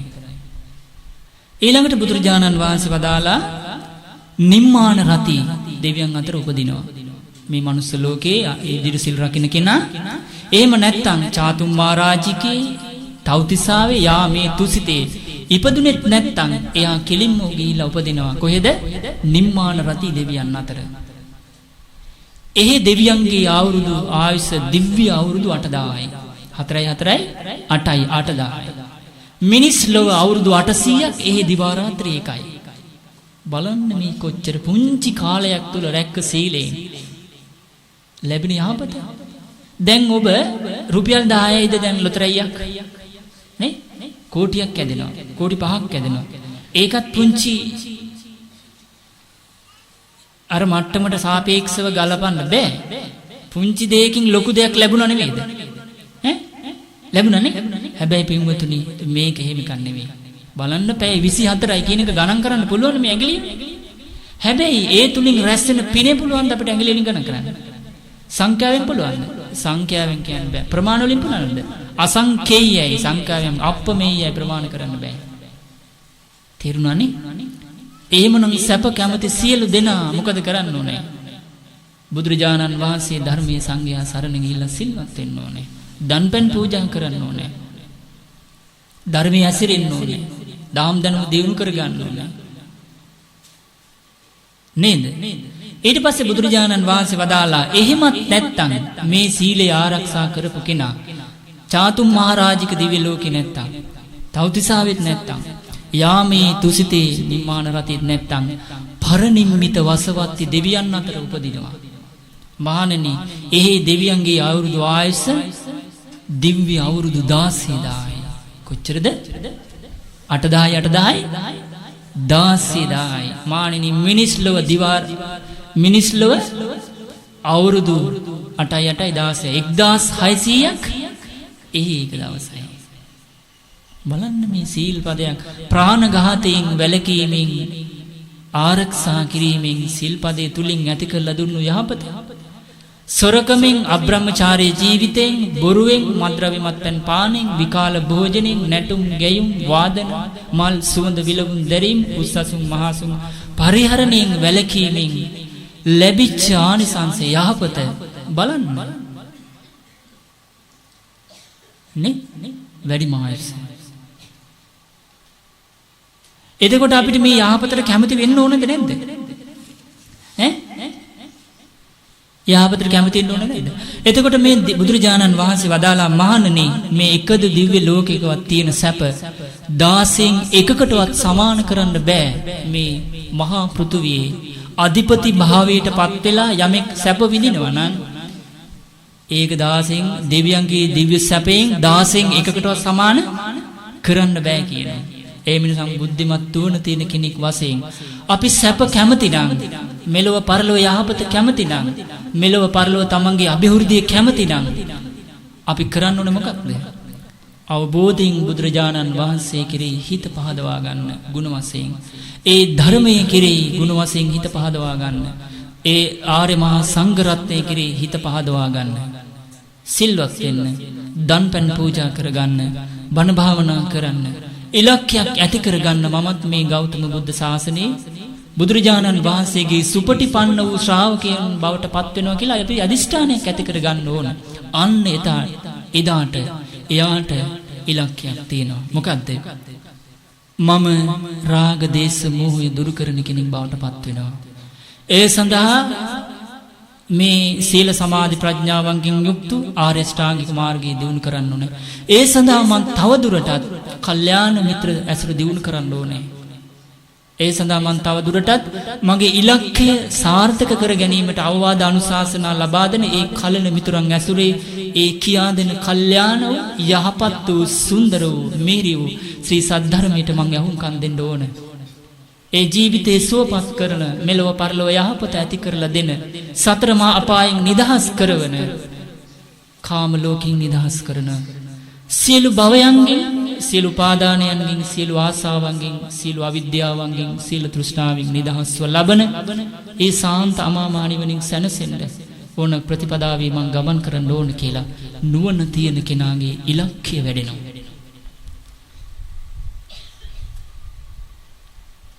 බුදුරජාණන් වහන්සේ මේ විදිහට වදාලා මහණනි ඒ නිසා ඔබ තේරුම් ගන්න මේ සීලේ ආනිසංස අසංකේයයි අප්පමේයයි මහත්ඵලයි මහානිසංසයි. තවදුරටත් බුදුරජාණන් වහන්සේ ගාථා වලින් විස්තර කරනවා කෙනෙක් ප්‍රාණඝාතය කරන්නේ නැත්නම් අනුන්ගේ දේ ගන්න නැත්නම් බොරු කියන්නේ නැත්නම් ප්‍රමාදයට හේතු වන මත්ද්‍රව්‍ය මත්පැන් පානෙන් වැළකීලා නම් අබ්‍රහ්මචාරී ජීවිතයෙන් වැළකීලා බ්‍රහ්මචාරී නම් මෙවුන් දමින් මුළුමනින්ම වැළකීලා නම් ඒ වගේමයි විකාල භෝජනින් වැළකීලා නම් ඉන්නේ.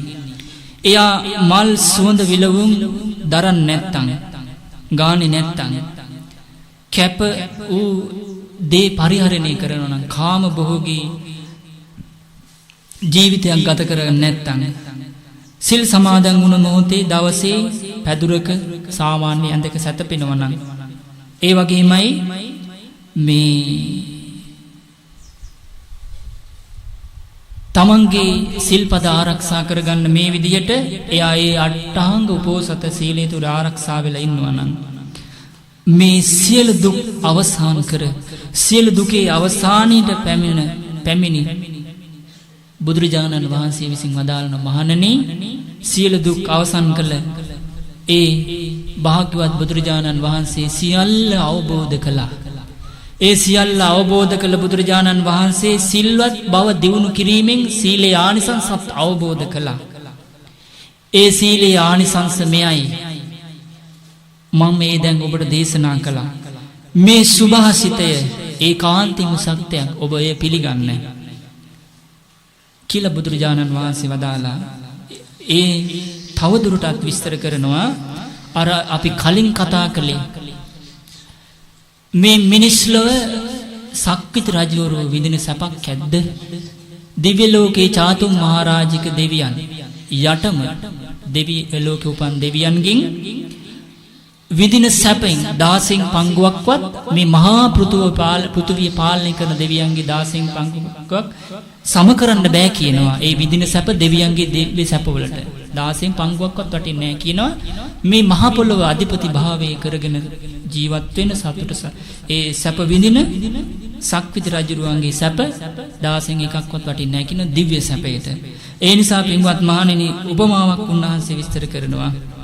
ඕක මේ වගේ කියනවා. මේ සඳ හිරු බබලනකොට මේ අහස් තලයේ ඒකින් විශාල ආලෝකයක් නිකුත් වෙනවා. ප්‍රමාණ කරන්න බැරි ආලෝකයක් නිකුත් වෙනවා. ඒ වගේමයි කියන ආලෝකයෙන් තිබෙන තවත් දේවල් තියෙනවා. මුතු මැණික් මේ රත්තරන් මේ දේවල් තියෙනවා කියනවා. මේ වගේනුත් ආලෝකයක් නිකුත් වෙනවා කියනවා. හැබැයි ඒ ඉරේ සඳේ තියෙන ආලෝකයට ප්‍රභාස්වර ස්වභාවයට අර මුතු මැණික් වල ආලෝකයේ ප්‍රභාස්වර සම කරන්න තියා ලං කරන්න පුළුවන්ද? බෑ කියනවා. අන්න ඒ වගේ කියනවා අටාංග උපෝසත සීලය දියුණු කිරීමෙන් බහුල කොට පුරුදු කිරීමෙන් එයාගේ ජීවිතේට මෙලව මහත් වූ සැප ලැබෙනවා. පරලොව මහත් වූ සැප ලැබෙනවා. ඉපදෙන මැරෙන සසර දීර්ඝ කරන මේ කෙලෙසින් දුරු වීම පිණිස යාට උපකාර වෙනවා. චිත්ත සමාධිය දියුණු කිරීම පිණිස උපකාර වෙනවා. සිල්පද මනාකොට නොකඩී ආරක්ෂා වීම පිණිස මනාකොට හේතු වෙනවා. ඒ වගේමයි සෝතාපන්න සකදාගාමි අනාගාමි වීමට ඒක උපකාර වෙනවා. ඒ නිසා බුදුරජාණන් වහන්සේ වදාලා යම් කිසි සිල්වත් උපාසකෙක් වේවා උපාසිකෙක් වේවා මෙන්න මේ කරුණු 8න් යුක්තව පෙහෙවස් සමාදන් වෙනවා නම් ඒ සියලු දෙනා ඒ කාරණේන් තමන්ගේ ජීවිතයට යහපත ඇති කරගෙන මෙලව පරලොව යහපත ඇති කරලා දෙනේ පින් රැස් කරගෙන නින්දා නොමැති ස්වර්ගයට දෙවියන් අතර ඉපදිලා බොහෝ සැප ලබනවා කියලා බුදුරජාණන් වහන්සේ වදාළා. ඒ නිසා මේ ජීවිතේ සුවපත් කරන ඒ උතුම් ශ්‍රී සද්ධර්මයේ ඔබත් හිතට ගන්න අප්‍රමාදී වෙන්න ජීවිතේ සුවපත් කරන ඒ කල්යාණ මිත්‍ර ඇසුරට ඔබ එන්න. ඒ කල්යාණ ධර්මයේ සීලය ගැන සමාධිය ගැන ප්‍රඥාව ගැන ජීවිත අවබෝධය ගැන ඔබ හොඳට අහගන්න මතකේ තියාගන්න වචනින් පුරුදු කරන්න ප්‍රඥාව වඩන්න අවබෝධ කළ යුතු මේ ඇස කන නාසය දිවකය මනස අනිත්‍ය වශයෙන් බලන්න දුක් වශයෙන් බලන්න වෙනස් වෙන මමත්වයෙන් තොර අනාත්ම දෙයක් කියලා අවබෝධ කරගන්න මහන්සි ගන්න.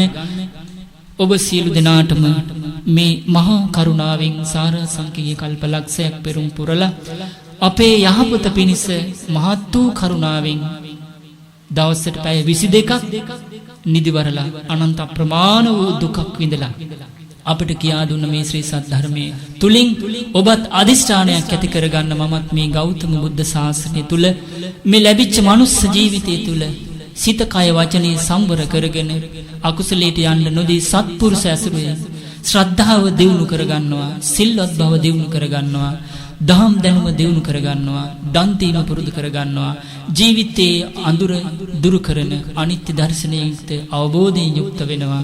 ඒ සඳහා මේ ශ්‍රවණය කරන ලද උතුම් ශ්‍රී සද්ධර්මයේ බුද්ධිමත් පෙනෙන නොපෙනෙන සියලු දෙනාටම සියලු දුක් ගෙවා අවසන් කිරීම පිණිස ඒකාන්තයෙන් උපකාර වේවා. සාදු සාදු සාදු.